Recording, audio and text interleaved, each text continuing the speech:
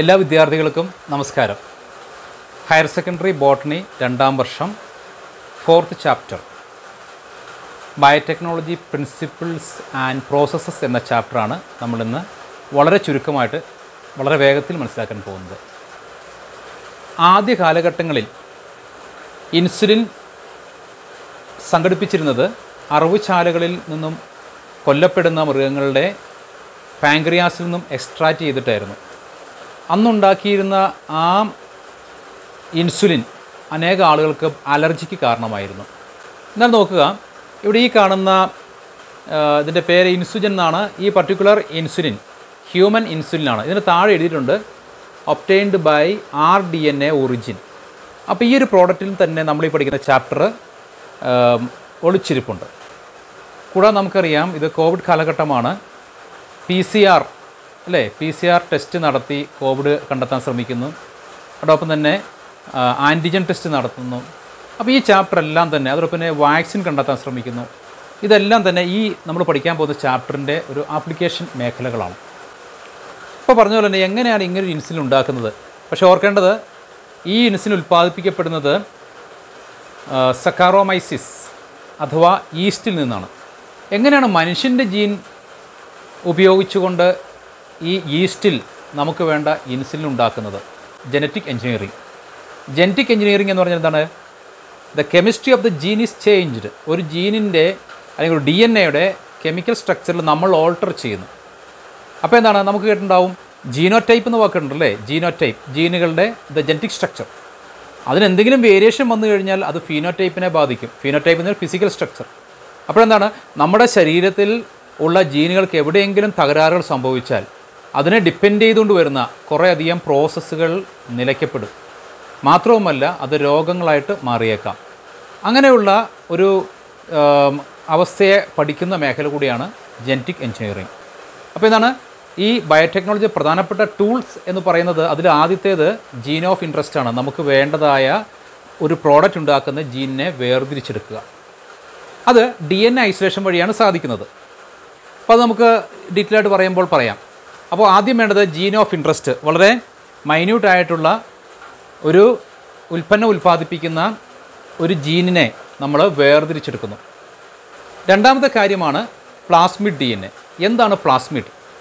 ഇവിടെ ഞാനൊരു മോഡൽ ഉണ്ടാക്കിയിട്ടുണ്ട് അല്ലേ, കണ്ടാലറിയാം. ഈ ബാക്ടീരിയയിൽ സൂക്ഷിച്ച് നോക്കിയാൽ ഇതിനകത്ത് ഒരു മഞ്ഞ നിറത്തൊരു സംഭവം കൊടുത്തിട്ടുണ്ട് അല്ലേ? ശരിക്കും പറഞ്ഞാൽ ഇത് പ്രോകാരിയോട്ടാണ്. They do not have real nucleus. ഇതിനകത്ത് ഒരു ജനിതക വസ്തുവുണ്ട്. ഈ ജനിതക വസ്തുവാണ് ഇതിൽ കൊടുത്തിരിക്കുന്നത്. ത്രെഡ് ലൈക്ക് ഒരു DNA, ചില കേസിൽ RNA ആകാം. അപ്പോൾ RNAയോ DNA ആയിട്ടുള്ള ജനിതക വസ്തു ഒരു നൂല് പോലെ ഇതിനകത്ത് കിടക്കും. ഇവിടെ നോക്കുക, അഡീഷണലായിട്ട് ഇവിടെ നോക്കി അറിയാൻ സാധിക്കുന്നത് ഒരു സർക്കുലാർ ഷേപ്പുള്ളൊരു സംഭവം, ഒരു വള പോലൊരു സംഭവം. ഞാൻ പുറത്തേക്ക് എടുക്കുകയാണ്. അപ്പോൾ ഈ പുറത്തേക്ക് എടുക്കപ്പെട്ട ഈ ഒരു സംഭവം എന്ന് പറയുന്നത് ബാക്ടീരിയയിൽ കണ്ടുവരുന്ന ഒരു അഡീഷണലായിട്ടുള്ള റിങ് പോലുള്ള ഒരു ജനിതക വസ്തുവാണ്. നമ്മളിതിന് പ്ലാസ്മിഡ് എന്ന് പറയും. Plasmid is the extra chromosomal circular self replicating bacterial DNA അല്ലെങ്കിൽ ബാക്ടീരിയൽ ജനറ്റിക് മെറ്റീരിയലാണ്. ഇതിന് സ്വയം വിഭജിക്കാൻ പറ്റും, സർക്കിൾ ഷേപ്പാണ്. അപ്പോൾ നോക്കുക, നമുക്കൊരു പ്ലാസ്മിഡ് DNA ആവശ്യമാണ്. എന്താണ് ഇതിൻ്റെ ഉപയോഗമെന്ന് പറയുന്നത്?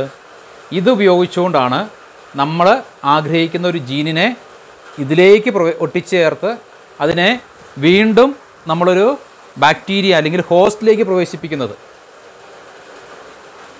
അപ്പോൾ ഇത് ബാക്ടീരിയയിൽ കണ്ടുവരുന്ന ഒരു അഡീഷണൽ ജനറ്റിക് മെറ്റീരിയൽ എന്ന് ഓർക്കുക. നമുക്ക് പ്ലാസ്മിഡ് DNA എന്ന് പറയും. ഇതിനെ ഒരു ക്ലോണിംഗ് വെക്റ്റർ എന്നും വിളിക്കാം. കാരണം ഒരു DNA മൾട്ടിപ്പിൾ കോപ്പി പകർപ്പെടുക്കാൻ വേണ്ടി നമ്മളിതിനെ ഉപയോഗിക്കുന്നുണ്ട്. അടുത്തൊരു ഭാഗം എന്ന് പറയുന്നത്, ഈ DNA ഒക്കെ കട്ട് ചെയ്യണമെങ്കിൽ നമുക്കൊരു എൻസൈം ആവശ്യമാണ് അല്ലേ? DNA ഈ പറഞ്ഞാൽ നമുക്ക് പേപ്പറോ മറ്റു കാര്യമൊക്കെ നമുക്കിത് ഇങ്ങനെ ഈസി ആയിട്ട് കട്ട് ചെയ്യാം അല്ലേ? ഈസി ആയിട്ട് പേപ്പർ കട്ട് ചെയ്യാം, നൂല് കട്ട് ചെയ്യാം. പക്ഷേ ഇവിടെ നോക്കുക, റെസ്ട്രിക്ഷൻ എൻസൈം. ഈ റെസ്ട്രിക്ഷൻ എൻസൈമിൻ്റെ പ്രത്യേകത ഇതാണ്. നമ്മൾ നേരത്തെ പറഞ്ഞതായ പ്ലാസ്മിഡ് DNAയോ അല്ലെങ്കിൽ ജീനുകളെയോ DNAയോ അതിനൊരു പ്രത്യേക സൈറ്റുണ്ട്, അവിടെ വെച്ച് കൃത്യമായിട്ട് കട്ട് ചെയ്യും. അപ്പോൾ നോക്കുക, ഇതിൻ്റെ പേര് റെസ്ട്രിക്ഷൻ എൻഡോ ന്യൂക്ലിയസ്.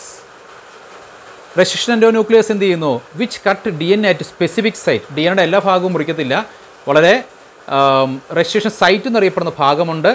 അവിടെ പാലിൻഡ്രോമിക് സീക്വൻസ് എന്നറിയപ്പെടുന്ന ഒരു പ്രത്യേക ക്രമീകരണം, 6 നൈട്രജൻ ബേസ് പെയർ അവിടെ അടങ്ങിയിട്ടുണ്ട്. അത് പാലിൻഡ്രോമിക് സീക്വൻസിലാണ്. ആ റെസ്ട്രിക്ഷൻ സൈറ്റിൽ മാത്രമേ ഇത് വർക്കാകുകയുള്ളൂ. അപ്പോൾ എന്താണ് റെസ്ട്രിക്ഷൻ എൻഡോന്യൂക്ലിയസ്? അടുത്തത്, ഇങ്ങനെ കട്ട് ചെയ്ത DNA നമ്മൾ വീണ്ടും വേറെ DNA കൂട്ടിച്ചേർത്ത് ഒട്ടിച്ച് ചേർക്കണം. അങ്ങനെ ഒട്ടിച്ച് ചേർക്കാൻ വേണ്ടി ഉപയോഗിക്കുന്ന ഒന്നാണ് ലിഗേസ് എൻസൈം. ലിഗേസ് എന്ന് പറഞ്ഞാൽ ജോയിനിങ്, ഒട്ടിച്ച് ചേർക്കാൻ അർത്ഥമാണ്. അപ്പോൾ നോക്കുക, എൻ്റെ ഒരു ഗ്ലൂ ഇരിപ്പുണ്ട് അല്ലേ, സൂപ്പർ ഗ്ലൂ. എന്താ അതിൻ്റെ ഡ്യൂട്ടി എന്നറിയപ്പെടുന്നത്? ഇത് പൊട്ടിപ്പോയ 2 ഭാഗങ്ങളെ കൂട്ടിച്ചേർക്കാൻ ഉപയോഗിക്കുന്നു. അപ്പോൾ ലിഗേസ് എന്നറിയപ്പെടുന്ന ഒരു എൻസൈം നമുക്ക് ഈ പ്രോസസ്സിന് വേണം. Ligase enzyme known as the gene gum. അടുത്തത്, ഒരു സ്യൂട്ടബിൾ ഹോസ്റ്റിനെ നമുക്ക് ആവശ്യമുണ്ട്. ഇപ്പോൾ നമ്മൾ ചെയ്തതെന്താണെന്നറിയാമോ? നമ്മൾ ജീൻ ഓഫ് ഇൻട്രസ്റ്റിനെ എടുത്ത് പ്ലാസ്മിഡ് DNA ആയിട്ട് കൂട്ടിച്ചേർത്തു. അപ്പോൾ അതിന് മുമ്പോട്ട് കട്ട് ചെയ്യുന്നതിന് വേണ്ടി റെസ്ട്രിക്ഷൻ എൻസൈം ഉപയോഗിച്ച് നമ്മൾ ടെസ്റ്റ് ട്യൂബിലെടുത്ത് അതിനെ ഇതിൽ കൊഴിക്കുകയുള്ളൂ.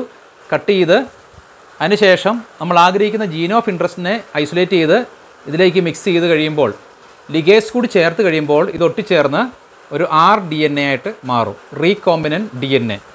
അങ്ങനെ rDNA ആയിട്ട് മാറിക്കഴിഞ്ഞാൽ ഈ DNAയിൽ മനുഷ്യൻ്റെ അല്ലെങ്കിൽ ജന്തുക്കളുടെയൊക്കെ നമ്മൾ ആഗ്രഹിക്കുന്ന പ്രോഡക്റ്റ് കിട്ടുന്ന ജീനെ ഒട്ടിച്ചേർത്തു, rDNA. ഈ rDNA നമ്മൾ എന്ത് ചെയ്യണം? ബാക്ടീരിയയുടെ ഉള്ളിലേക്ക് പ്രവേശിപ്പിക്കണം അല്ലേ? അപ്പോൾ ഒരു കോമ്പിറ്റൻ്റ് ഹോസ്റ്റ് നമുക്ക് ആവശ്യമാണ്. ഇതിനെ സ്വതന്ത്രമായിട്ട് വിട്ടാൽ വളരത്തില്ല, പക്ഷേ എന്ത് ചെയ്യണം? നമ്മളതിനെ ബാക്ടീരിയയിലേക്ക് പ്രവേശിപ്പിക്കണം. ഈ ബാക്ടീരിയയെ പ്രവേശിപ്പിക്കുന്നത് നമ്മൾ ഉദ്ദേശിക്കുന്ന പോലെ അത്ര എളുപ്പമല്ല. ഇപ്പോൾ ഇത് വലിപ്പത്തിൽ കാണിച്ചേക്കുന്നതുകൊണ്ടാണ് എന്ത് ചെയ്യുന്നു? ഈ rDNA നമുക്ക് ഇതിനുള്ളിലേക്ക് പ്രവേശിപ്പിക്കാൻ പറ്റും. എങ്ങനെ പ്രവേശിപ്പിക്കുന്നത്? കാൽഷ്യം അയോൺ ട്രീറ്റ്മെൻറ്റ് നടത്തുന്നു. ആ കാൽഷ്യം അയോൺ ട്രീറ്റ്മെൻറ്റ് നടത്തുമ്പോൾ ഇതിൻ്റെ പുറത്ത് ചെറിയ ചെറിയ സുഷിരങ്ങളുണ്ടാകും, ഹോളുണ്ടാകും. എന്നിട്ട് പെട്ടെന്നൊരു ഹീറ്റ് ഷോക്ക് കൊടുക്കും, ഒന്ന് ചൂടാക്കും, അതിനുശേഷം തണുപ്പിക്കും, ഐസ് പാക്ക്. ഇത്രയും പ്രോസസ്സ് നടന്നു കഴിയുമ്പോൾ നമ്മൾ ഇട്ടിരിക്കുന്ന DNA, ഇത് ശരിക്കും പറഞ്ഞാൽ ഇത് ഒന്നായിട്ട് കാണിച്ചേക്കുന്നതാണ്. ഒരു കുറേയധികം ബാക്ടീരിയ ഉണ്ടാകും. ബാക്ടീരിയ മിക്സിലേക്കാണ് rDNA ഉപയോഗിക്കുന്നത്. rDNA കുറേ കോപ്പീസ് ഉണ്ടാകും. ആ കോളനിയിലേക്ക് അല്ലെങ്കിൽ ആ ബാക്ടീരിയയുടെ കൂട്ടത്തിലേക്കാണ് ചെയ്യുന്നത്. ഇപ്പോൾ ഒരെണ്ണം ഞാൻ സിംഗിളായിട്ട് കാണിച്ചതേ ഉള്ളൂ അല്ലേ? അപ്പോൾ നോക്കുക, നമ്മൾ ആദ്യം കണ്ട ആ ബാക്ടീരിയയുടെ ഉള്ളിൽ ഇപ്പോൾ നമ്മളിതിനെ ഒരു കോമ്പിറ്റൻ്റ് ഹോസ്റ്റാക്കി മാറ്റി ഇതിനുള്ളിലേക്ക് rDNA പ്രവേശിപ്പിച്ചു കഴിഞ്ഞു. അപ്പോൾ ഇതാണ് ഈ കഥയിലെ മുഖ്യ ഭാഗമെന്ന് പറയുന്നത്. ഇനി എന്ത് ചെയ്യണമെന്നറിയാമോ? ഈ ഒരു ബാക്ടീരിയയെ നമ്മൾ കൾച്ചർ ചെയ്യണം അല്ലേ? കൾച്ചർ ചെയ്യണമെങ്കിൽ നമ്മുടെ വീട്ടിലൊക്കെ നമുക്കറിയാം ബയോഗ്യാസ് പ്ലാന്റ് ഉണ്ട് അല്ലേ? അതുപോലൊരു പ്ലാന്റ് ഞാൻ അതിൻ്റെ ഒരു മോഡൽ ഉണ്ടാക്കിയിട്ടുണ്ടെന്ന് കാണാമെന്ന് കരുതുന്നു. അപ്പോൾ നമ്മൾ മുമ്പേ സെറ്റപ്പ് ആക്കിയിരിക്കുന്ന ആ ബാക്ടീരിയ കേട്ടോ, ഇത്രയും വലിപ്പമൊന്നുമില്ല, ഞാൻ മോഡലിന് വേണ്ടി ചെയ്തേക്കുന്നതാണ്. ഈ വലിപ്പമുള്ള ബാക്ടീരിയ എന്ത് ചെയ്യുന്നു? ഈ ബാക്ടീരിയയെ നമ്മൾ ഇതിനകത്തേക്ക് പ്രവേശിപ്പിക്കണം. അപ്പോൾ നോക്കുക, ഇത് സാമ്പിൾ മോഡൽ കാണിച്ചതാണ്. ബാക്ടീരിയ വളരെ മൈക്രോസ്കോപ്പിക്കാണ്. അപ്പോൾ ആ ബാക്ടീരിയയുടെ കാര്യം നമ്മൾ പറഞ്ഞു. നമ്മളൊരു rDNA ബാക്ടീരിയയ്ക്കുള്ളിൽ പ്രവേശിപ്പിച്ചോ ഇല്ലയോ എന്നറിയാൻ വേണ്ടി നമ്മളതിനെ കൾച്ചർ ചെയ്യും. അതിനെ കൾച്ചർ ചെയ്ത് അതിൻ്റെ നിറവ്യത്യാസം നോക്കി ജനിതകമാറ്റം വന്ന അല്ലെങ്കിൽ റീകോമിനൻ്റ് DNA ഉള്ള ബാക്ടീരിയ മാത്രം നമ്മൾ സെപ്പറേറ്റ് ചെയ്യും. അതിന് ഡീറ്റെയിൽഡ് പറയാം. എന്ത് ചെയ്യുന്നു? അതിനുശേഷം ഈ ബയോ റിയാക്ടർ, ഇതിൻ്റെ പ്രത്യേകത ഇത് കോമൺ സ്റ്റിർഡ് ബയോ റിയാക്ടറാണ്. പ്രത്യേകത ഇതൊരു ചേമ്പറാണ്, അണുവിമുക്തമായ ഒരു കണ്ടീഷൻ അല്ലെങ്കിൽ സ്റ്റിറൈൽ മീഡിയം ഇതിനകത്തുണ്ട്. മാത്രവുമല്ല ഇത് കറങ്ങുന്നതിന് വേണ്ടി സഹായിക്കുന്ന ഒരു മോട്ടർ ഈ ഭാഗത്തുണ്ട്. ഇതിങ്ങനെ റൊട്ടേറ്റ് ചെയ്യും. ഞാൻ ഉത്ഭാവം കൂടെ കാണിക്കാം. കൂടാതെ ഇതിലെ ടെമ്പറേച്ചർ എപ്പോഴും നമ്മൾ മോണിറ്റർ ചെയ്യും. കാരണം ഇതിനകത്തൊരു മീഡിയമുണ്ട്, കൾച്ചർ മീഡിയമുണ്ട്. ബാക്ടീരിയയെ നമ്മൾ ഇവിടെ ഒരു ചെറിയ ഇൻപുട്ട് അതുവഴി നമ്മളതിനെ ബാക്ടീരിയ മിക്സറിനകത്തേക്ക് ഇടും. എന്നിട്ട് ഇതിൽ ബാക്ടീരിയ ബൈനറി ഫിഷൻ വഴി മൾട്ടിപ്ലൈ ചെയ്യും. ആ സമയം എന്താണ്? ഇതിനകത്ത് മർദ്ദം കൂടാം, ടെമ്പറേച്ചർ കൂടാം, അതോടൊപ്പം തന്നെ ഇതിൻ്റെ pH മാറാം. അപ്പോൾ അതുകൊണ്ട് ഈ ബയോ റിയാക്ടറിനകത്ത് 3 ക്രമീകരണം കൂടി അഡീഷണൽ ആയിട്ടുണ്ട്. നോക്കുക, ഇതിങ്ങനെ കറങ്ങിക്കൊണ്ടേയിരിക്കും. കറങ്ങുമ്പോൾ ഈ ബാക്ടീരിയയ്ക്ക് ഇതിനകത്തുള്ള മീഡിയം, ന്യൂട്രിയൻ മീഡിയം നന്നായിട്ട് കിട്ടും. പിന്നെയുള്ളത് ഈ പറയുന്ന ടെമ്പറേച്ചർ കൂടിക്കഴിഞ്ഞാൽ നമുക്കറിയാം, നമ്മുടെ ബോഡി ടെമ്പറേച്ചർ കൂടിയാൽ നമുക്ക് റിസ്ക്കാണ് എന്ന് പറഞ്ഞ പോലെ ഈ മീഡിയത്തിൻ്റെ ടെമ്പറേച്ചർ കൂടാതെ നമ്മളിതിനെ നോക്കുന്ന ഒരു തെർമോമീറ്റർ ഉണ്ട്, അല്ലെങ്കിൽ ടെമ്പറേച്ചർ മെഷർ ചെയ്യുന്ന ഡിവൈസ് ഉണ്ട്. അത് ടെമ്പറേച്ചർ കൂടുവാണെങ്കിൽ നമ്മൾ ഇതിനകത്ത് പ്രത്യേക കമ്പ്യൂട്ടർ സഹായത്തോടെ തണുപ്പിക്കും, ഇതിനെ കൂളിംഗ് ചെയ്യും. pH ഇവിടെ ഒരു മീറ്റർ ഉണ്ടാവും. ഈ മീറ്ററിൽ pH എപ്പോഴും നമ്മൾ മോണിറ്റർ ചെയ്യും. ഒപ്റ്റിമം pH ഉണ്ടെങ്കിൽ മാത്രമാണ് ഇത് കൾച്ചർ നടക്കുകയുള്ളൂ. അതായത് അസിഡിക് ബേസിക് ബാലൻസ് തുല്യമായിരിക്കണം, അല്ലെങ്കിൽ ഇതിന് വളരാൻ പറ്റില്ല. അപ്പോൾ pH മീറ്റർ ഇതിനകത്തുണ്ട്. പിന്നെ പ്രഷർ എപ്പോഴും മോണിറ്റർ ചെയ്യും, കാരണം ഇതിനകത്ത് ഇങ്ങനെ എയർ ഇങ്ങനെ നിറഞ്ഞ് വരികയാണ് അല്ലേ, കാർബൺ ഡൈ ഓക്സൈഡ് ഒക്കെ നിറയും. ആറോബിക് റെസ്പിറേഷൻ ആണെങ്കിൽ ഇതിനകത്ത് പലതരത്തിലുള്ള ഗ്യാസസ് ഫോം ചെയ്യും. അപ്പോൾ ഇതിനകത്തുള്ള ഇൻറ്റേർണൽ പ്രഷർ നോക്കാനുള്ളൊരു പ്രഷർ ഡിവൈസും ഉണ്ടാകും. അപ്പോൾ ഇങ്ങനെയുള്ള ഒരു സംവിധാനം. ഇതിൻ്റെ ഉൾഭാഗത്ത് കുറേ ഒരു ഷാഫ്റ്റൊക്കെ ഉണ്ട്, ഞാനത് ജസ്റ്റ് ഒന്ന് കാണിക്കാം. ഇതിൻ്റെ ഉൾഭാഗത്ത് എന്താ ഉള്ളതെന്ന് വെച്ച് കഴിഞ്ഞാൽ ഇതിങ്ങനെ കറങ്ങുന്ന ഒപ്പം തന്നെ ഇതിങ്ങനെ കറങ്ങിക്കൊണ്ടിരിക്കും. അപ്പോൾ എന്താണ്, ന്യൂട്രിയൻ്റ് മീഡിയം നന്നായിട്ട് കറങ്ങാൻ സഹായിക്കുന്ന ഒരു സ്റ്റിറർ ഇതിനകത്തുണ്ടാകും. സ്റ്റിറർ മോട്ടർ വെച്ചാണ് വർക്ക് ചെയ്യുന്നത്. സ്റ്റിറർ ഉണ്ടാകും. അതോടൊപ്പം തന്നെ ഇതിനകത്ത് കുമിളകൾ ഉണ്ടാവുകയാണെങ്കിൽ അതിനെ ബ്രേക്ക് ചെയ്യാൻ സഹായിക്കുന്ന ബബിൾ ബ്രേക്കറൊക്കെ ഉണ്ടാവും. അപ്പോൾ ഇതിനകത്ത് ഈ ചേമ്പറിനകത്ത് നമ്മൾ സൂക്ഷിക്കുന്നത് എന്താണ്, ഒരു ന്യൂട്രിയൻ മീഡിയം സൂക്ഷിക്കുന്നു, ബാക്ടീരിയ അതിലേക്ക് ഇടുന്നു. അതിനുശേഷം ഇതിങ്ങനെ കുറേ സമയം കറങ്ങിക്കൊണ്ട് പ്രവർത്തിച്ചുകൊണ്ടേയിരിക്കും. ഏറ്റവും അവസാനം ഇതിനുള്ളിൽ നോക്കുക, ഇവിടെ ഒരു ഔട്ട്ലെറ്റ് ഉണ്ട്. ഇതിനകത്തുനിന്ന് നമുക്ക് വേണ്ട ജീൻ പ്രോഡക്റ്റ് ബാക്ടീരിയ റിലീസ് ചെയ്യും, അല്ലെങ്കിൽ എൻ്റെ ബാക്ടീരിയ സെല്ലിൽ നിന്നൊക്കെ നമുക്ക് എടുക്കാം. അപ്പോൾ ഇതിനകത്ത് ബാക്ടീരിയ അതേവരെ ഉണ്ടാക്കിയിരുന്നത് നോർമലി ബാക്ടീരിയ പാത്തോജൻ രോഗവസ്തുക്കളെ അല്ലെങ്കിൽ രോഗകാരണമായ ടോക്സിൻസാണ് ഉണ്ടാക്കിയിരുന്നെങ്കിൽ നമ്മുടെ ഉദ്ദേശിച്ച DNA പ്രവേശിപ്പിച്ച് RDNA ബാക്ടീരിയയിലേക്ക് ട്രാൻസ്ഫർ ചെയ്ത് കഴിയുമ്പോൾ അത് നമ്മുടെ അടിമയായിട്ട് മാറും. എന്നിട്ട് ഇതിനകത്ത് ആ കൾച്ചർ ചെയ്യുമ്പോൾ ബാക്ടീരിയ പിന്നീട് ചെയ്യുന്നത് നമുക്ക് വേണ്ടപ്പെട്ട ജീൻ പ്രോഡക്റ്റ് ഉണ്ടാക്കിത്തരും. അതാണ് ഈ ഒരു പ്രവർത്തനത്തിൻ്റെ പ്രത്യേകത. അപ്പോൾ ഇത് നമ്മുടെ ഈ ചാപ്റ്ററിൻ്റെ ഒരു ടോട്ടൽ സമ്മറിയാണ്. ഇനി ഇതിനകത്ത് കുറച്ച് കാര്യങ്ങൾ കൂടി നമ്മൾ ഡീറ്റെയിൽ ആയിട്ട് മനസ്സിലാക്കേണ്ടതുണ്ട്. അപ്പോൾ നമ്മൾ എന്തൊക്കെയാണ് പറഞ്ഞത്, ഇതിനകത്ത് പ്രധാനപ്പെട്ട 5 ടൂൾസ് ഉപകരണങ്ങൾ ആവശ്യമുണ്ട്. ആദ്യമേ പറഞ്ഞ പോലെ നമ്മൾ ഉദ്ദേശിക്കുന്ന പ്രോഡക്റ്റ് കിട്ടാൻ ആഗ്രഹിക്കുന്ന ഒരു ജീൻ ഓഫ് ഇൻട്രസ്റ്റ് ഉണ്ടാകണം. അത് മൈന്യൂട്ട് DNA ആണ്. അത് കഴിഞ്ഞാൽ ഒരു ക്ലോണിംഗ് വെക്റ്റർ വേണം. ക്ലോണിംഗ് വെക്റ്റർ എന്നറിയപ്പെടുന്നത് നമ്മുടെ ബുക്കിൽ PBR 322 എന്നറിയപ്പെടുന്ന ഒരു ക്ലോണിംഗ് വെക്ടറാണ് ഉള്ളത്. ക്ലോണിംഗ് വെക്ടർ ബാക്ടീരിയയുടെ ഉള്ളിലുണ്ട്. അത് എക്സ്ട്രാ ക്രോമസോമൽ സർക്കുലാർ DNA ആണ്. ഇതിന് സ്വയം വിഭജിക്കാനുള്ള കഴിവുണ്ട്. മാത്രമല്ല ഇതിന് ആൻറ്റിബയോട്ടിക് റെസിസ്റ്റൻസ് ഉണ്ട്. ആൻറ്റിബയോട്ടിക്കുകളെ പ്രതിരോധിക്കാനുള്ള ഒരു ജീൻ ഇതിനകത്തുണ്ടാവും. റെസ്ട്രിക്ഷൻ സൈറ്റ് ഉണ്ട്. ഇങ്ങനെ പ്രധാനപ്പെട്ട 3 ഭാഗങ്ങളുണ്ട്. അതായത് ഒറിജിനൽ റെപ്ലിക്കേഷൻ, ആൻറ്റിബയോട്ടിക് റെസിസ്റ്റൻസ്, അതുപോലെ റെസ്ട്രിക്ഷൻ സൈറ്റ്. ഇങ്ങനെയുള്ള ഒരു ടൂൾ പ്ലാസ്മിഡ് DNA നമുക്ക് വേണം. PBR 322 എന്നൊരു പേരിലുള്ള ഒരു പ്ലാസ്മിഡാണ് നമ്മുടെ ബുക്കിൽ കൊടുത്തിരിക്കുന്ന ഡയഗ്രം കൊടുത്തിരിക്കുന്നത്. അത് കഴിഞ്ഞാൽ പിന്നെ നമുക്ക് വേണ്ടത് ഈ DNA ഒക്കെ കട്ട് ചെയ്ത് ഒരുക്കണമെങ്കിൽ നമുക്ക് restriction endonuclease which non as the molecular scissor. DNA minute ലെവലിൽ കൃത്യമായിട്ട് നമുക്ക് വേണ്ട അളവിൽ കട്ട് ചെയ്ത് മാറ്റുന്നതിന് വേണ്ടിയുള്ളൊരു സംഭവമാണ് റെസ്ട്രിക്ഷൻ എൻഡോന്യൂക്ലിയസ്. ഇതുകൂടാതെ എക്സോന്യൂക്ലിയസ് ഉണ്ട്. എക്സോന്യൂക്ലിയസ് എന്നറിയപ്പെടുന്ന ഒരു പർട്ടിക്കുലർ എൻസൈം ചെയ്യുന്നത് കട്ട് ചെയ്ത ഭാഗത്ത് എക്സ്ട്രാ ആയിട്ടുള്ള അഡീഷണൽ ന്യൂക്ലിയോടൈഡ് ഉണ്ടെങ്കിൽ അതിനെ കൂടെ പെർഫെക്റ്റ് ആയിട്ട് കട്ട് ചെയ്യാൻ വേണ്ടി ഉപയോഗിക്കുന്ന ഒരു സംഭവമാണ്. ഇപ്പോൾ വേറെ അഡ്വാൻസ് ആയിട്ട് കുറേ സംഭവങ്ങളൊക്കെ വന്നിട്ടുണ്ട്. ക്രിസ്പർ എന്നറിയപ്പെടുന്ന ഒരു സംവിധാനമൊക്കെ ഇപ്പോൾ വന്നിട്ടുണ്ട്. അത് നമ്മുടെ ബുക്കിലില്ലെങ്കിലും നമുക്ക് ഡീറ്റെയിൽ ആയിട്ട് പിന്നീട് അത് മനസ്സിലാക്കാൻ സാധിക്കും. അങ്ങനെ DNA കട്ട് ചെയ്ത് കഴിഞ്ഞിട്ട് ഈ പറയുന്ന പ്ലാസ്മിഡിലേക്ക് ഒട്ടിച്ച് ചേർക്കണമെങ്കിൽ ലിഗേസ് എൻസൈം ഉപയോഗിക്കുന്നു. അപ്പം ലിഗേസ് എന്ന് പറയുന്നത് 4ാമത്തെ ഒരു ഫാക്ടറാണ്. എന്ത് ചെയ്യുന്നു, ദ കട്ട് DNA പേസ്റ്റ് ചെയ്യാൻ വേണ്ടി ഉപയോഗിക്കുന്നു. ഇതിനെ മോളിക്കുലർ ഗം എന്ന് പറയും. Molecular gum which joints the DNA. അപ്പോൾ അങ്ങനെ നമ്മുടെ ആ ഒരു DNA ജീൻ ഓഫ് ഇൻട്രസ്റ്റ് ഒട്ടിച്ചേർത്ത് വീണ്ടും നമുക്കിതിനെ സർക്കുലർ രീതിയിലേക്ക് മാറ്റാൻ പറ്റും.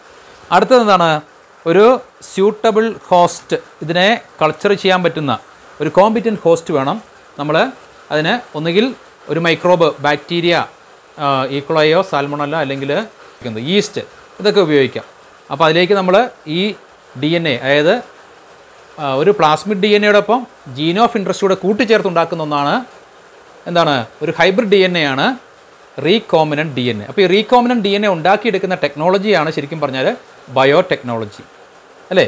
അതിനെ നമ്മൾ ബാക്ടീരിയയ്ക്ക് ട്രാൻസ്ഫർ ചെയ്യുന്നു. കുറച്ച് മുമ്പ് പറഞ്ഞ പ്രോസസ്സ് ഒന്ന് ഓർത്ത് നോക്കുക.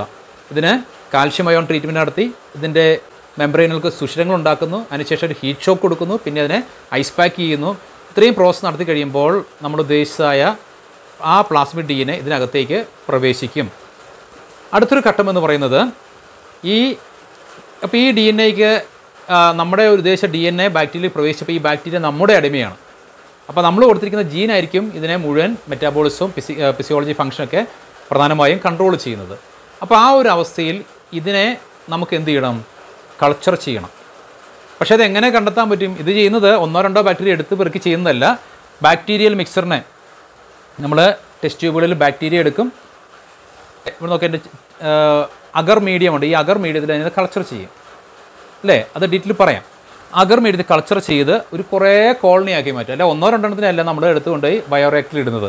അപ്പോൾ കുറേ അധികം ഈ പറയുന്ന പർട്ടിക്കുലർ ബാക്ടീരിയയുടെ കോപ്പി നമുക്ക് ആവശ്യമുണ്ട്. അതിനെ നമ്മൾ കൾച്ചർ ചെയ്ത് ട്രാൻസ്ഫോർമൻസ് ആയിട്ടുള്ള അല്ലെങ്കിൽ നമ്മുടെ RDNA കയറിയിട്ടുള്ള ബാക്ടീരിയയെ മാത്രം വേർതിരിച്ചറിഞ്ഞ് അതിനെ എടുക്കാൻ വേണ്ടിയാണ്. അങ്ങനെ ജനിതക വ്യത്യാസം വരുത്തിയ ബാക്ടീരിയയെ മാത്രം നമ്മൾ എടുത്തതിന് ശേഷം എന്ത് ചെയ്യുന്നു? ലാസ്റ്റത്തെ ഭാഗമെന്ന് പറയുന്നത് we are culturing the RDNA, the transformed bacteria or microbe or yeast or fungi. അതിനെ എന്ത് ചെയ്യുന്നു? We allow it to grow in the huge sterile tank which known as the bioreactor. Bioreactor culture ചെയ്യുന്നു. അപ്പോൾ ഇത്രയും കാര്യം നമുക്ക് common basic ആയിട്ട് ആവശ്യമുണ്ട്.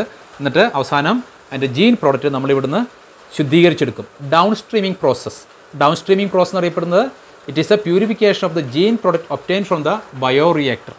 ഇത്രയും കാര്യങ്ങളിലൂടെയാണ് നമ്മുടെ ഈ ചാപ്റ്റർ മുമ്പോട്ട് പോകുന്നത്. ഇനി കുറച്ചുകൂടി സംഭവമുണ്ട്. നേരത്തെ പറഞ്ഞു ഈ DNA ഒക്കെ എവിടെയായിരിക്കും? നമ്മൾ കാണുന്ന പോലെ എടുത്ത് കാണിക്കാൻ പറ്റുന്ന പോലെ DNA അത്ര വലിപ്പമുള്ളതൊന്നുമല്ല അല്ലേ?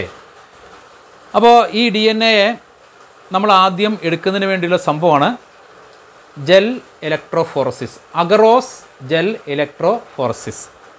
അപ്പോൾ അതിൻ്റെ ഒരു സംഭവം ഇവിടെ ഞാൻ സെറ്റാക്കിയിട്ടുണ്ട്. ഒരു പവർ യൂണിറ്റ് ഉണ്ടാകും. അതോടൊപ്പം തന്നെ ഈ ഒരു സംവിധാനമാണ് അഗറോസ് ജെൽ ഇലക്ട്രോഫോറസിലുള്ളത്. ഇതിൽ നമ്മൾ ഉപയോഗിക്കുന്നത് അഗർ എന്നറിയപ്പെടുന്ന ഒരു വസ്തു. നമ്മൾ പഠിച്ചിട്ടുണ്ടായിരുന്നു ജെലീഡിയം, ഗ്രാസിലേറിയ തുടങ്ങിയ ആൽഗകൾ, റെഡ് ആൽഗകളിൽ നിന്നെടുക്കുന്ന ഒരു സ്റ്റാർച്ച് ബേസ്ഡ് ഒരു പ്രോഡക്റ്റാണ് ഈ പറഞ്ഞ അഗർ എന്നറിയപ്പെടുന്നത്. അഗർ നല്ലപോലെ തിളപ്പിക്കും. തിളപ്പിച്ചതിന് ശേഷം അതിൻ്റെ ന്യൂട്രിയൻ മീഡിയ ഒക്കെ നമുക്ക് ആഡ് ചെയ്യാം. തിളപ്പിച്ച് നമ്മൾ ഒരു ട്രേയിലേക്ക് ഒഴിച്ചു വെക്കും. ആ ഒഴിച്ചു വെക്കുമ്പം തന്നെ നമ്മൾ ചെറിയൊരു കോമ്പ് ഇതിലേക്ക് ആഡ് ചെയ്യും. എന്നിട്ട് ഇതിനെ തണുക്കാൻ അനുവദിക്കും. എന്നിട്ട് കോമ്പ് നമ്മൾ എടുത്തു മാറ്റുമ്പോൾ ചെറിയ സുഷിരങ്ങൾ ഇതിനകത്തുണ്ടാവും. അതിലേക്ക് നമുക്ക് മൈക്രോ പിപ്പറ്റ് എന്നറിയപ്പെടുന്ന സംഭവമുണ്ട് അല്ലേ? മൈക്രോ പിപ്പറ്റ് വളരെ മൈന്യൂട്ടായിട്ട് DNA നമുക്ക് എടുത്തു മാറ്റാൻ പറ്റുന്ന സംഭവമാണ്. മൈക്രോ പിപ്പറ്റ് ഉപയോഗിച്ച് ഈ ഹോളിലേക്ക് നമ്മളിതിനെ മൗണ്ട് ചെയ്യും. അങ്ങനെ മൗണ്ട് ചെയ്തതിന് ശേഷം കറണ്ട് കൊടുക്കും. കറണ്ട് കൊടുക്കുമ്പോൾ സംഭവിക്കുന്നത് ഈ ഭാഗത്ത് പവറിൻ്റെ പോസിറ്റീവ് ടെർമിനലും ഈ ഭാഗത്ത് നെഗറ്റീവാണ്. അപ്പോൾ DNAക്ക് നെഗറ്റീവ് ചാർജാണ്. നമ്മൾ കറണ്ട് കൊടുത്തു കഴിയുമ്പോൾ ഈ നെഗറ്റീവ് ചാർജിലായിട്ടുള്ള DNA മുമ്പോട്ട് മൂവ് ചെയ്യും. അങ്ങനെ മുമ്പോട്ട് മൂവ് ചെയ്യുമ്പോൾ നമുക്ക് DNAക്ക് പല വലിപ്പത്തിൽ ഫ്രാഗ്മെൻറ്റ്സ് റെസ്ട്രിക്ഷൻ എൻഡോന്യൂക്ലിയസ് ഉപയോഗിച്ച് കട്ട് ചെയ്യുന്നുണ്ട്. അപ്പോൾ അത് ചെറിയൊരു ഫ്രാഗ്മെൻ്റ് ആയിട്ട് ഇതിനകത്ത് കാണാൻ പറ്റും. ഇപ്പോൾ ഈ കറണ്ടൂടെ പാസ് ചെയ്ത് കഴിയുമ്പോൾ DNA ഫ്രാഗ്മെൻറ്റ്സ് അവയുടെ മോളിക്കുലർ സൈസിൻ്റെ അടിസ്ഥാനത്തിൽ ഇതിനകത്തൂടെ സ്പ്രെഡ് ആകും. എങ്ങനെയാണ്? ഒരു നിരനിരയായിട്ട് അത് കടന്നു പോകും.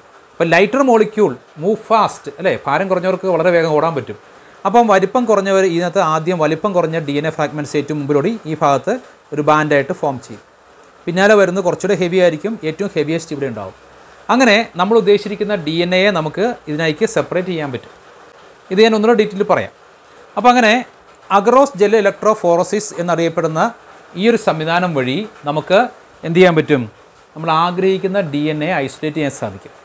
കാരണം ഇത് DNA ഒരു ബാർ കോഡ് പോലെ ഇതിനുള്ളിൽ ഒരു പ്രത്യേക ബാർ കോഡ് പോലെ ഇതിലേക്ക് സെപ്പറേറ്റ് ചെയ്തു വരും according to their molecular size. ആ ഒരു സംവിധാനമുണ്ട്. അപ്പോൾ ഇത് ഡീറ്റെയിൽ പറയാം.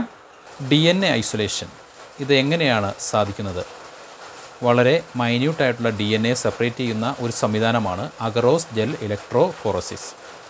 ഒരു ഇലക്ട്രിക് ഫീൽഡിൽ DNA തന്മാത്രകളെ ബാൻഡുകളായിട്ട് ചെറിയ ഫ്രാഗ്മെൻറ്റുകളായിട്ട് വേർതിരിക്കുക എന്നാണ് ഇതിൻ്റെ ഉത്തരവാദിത്വം.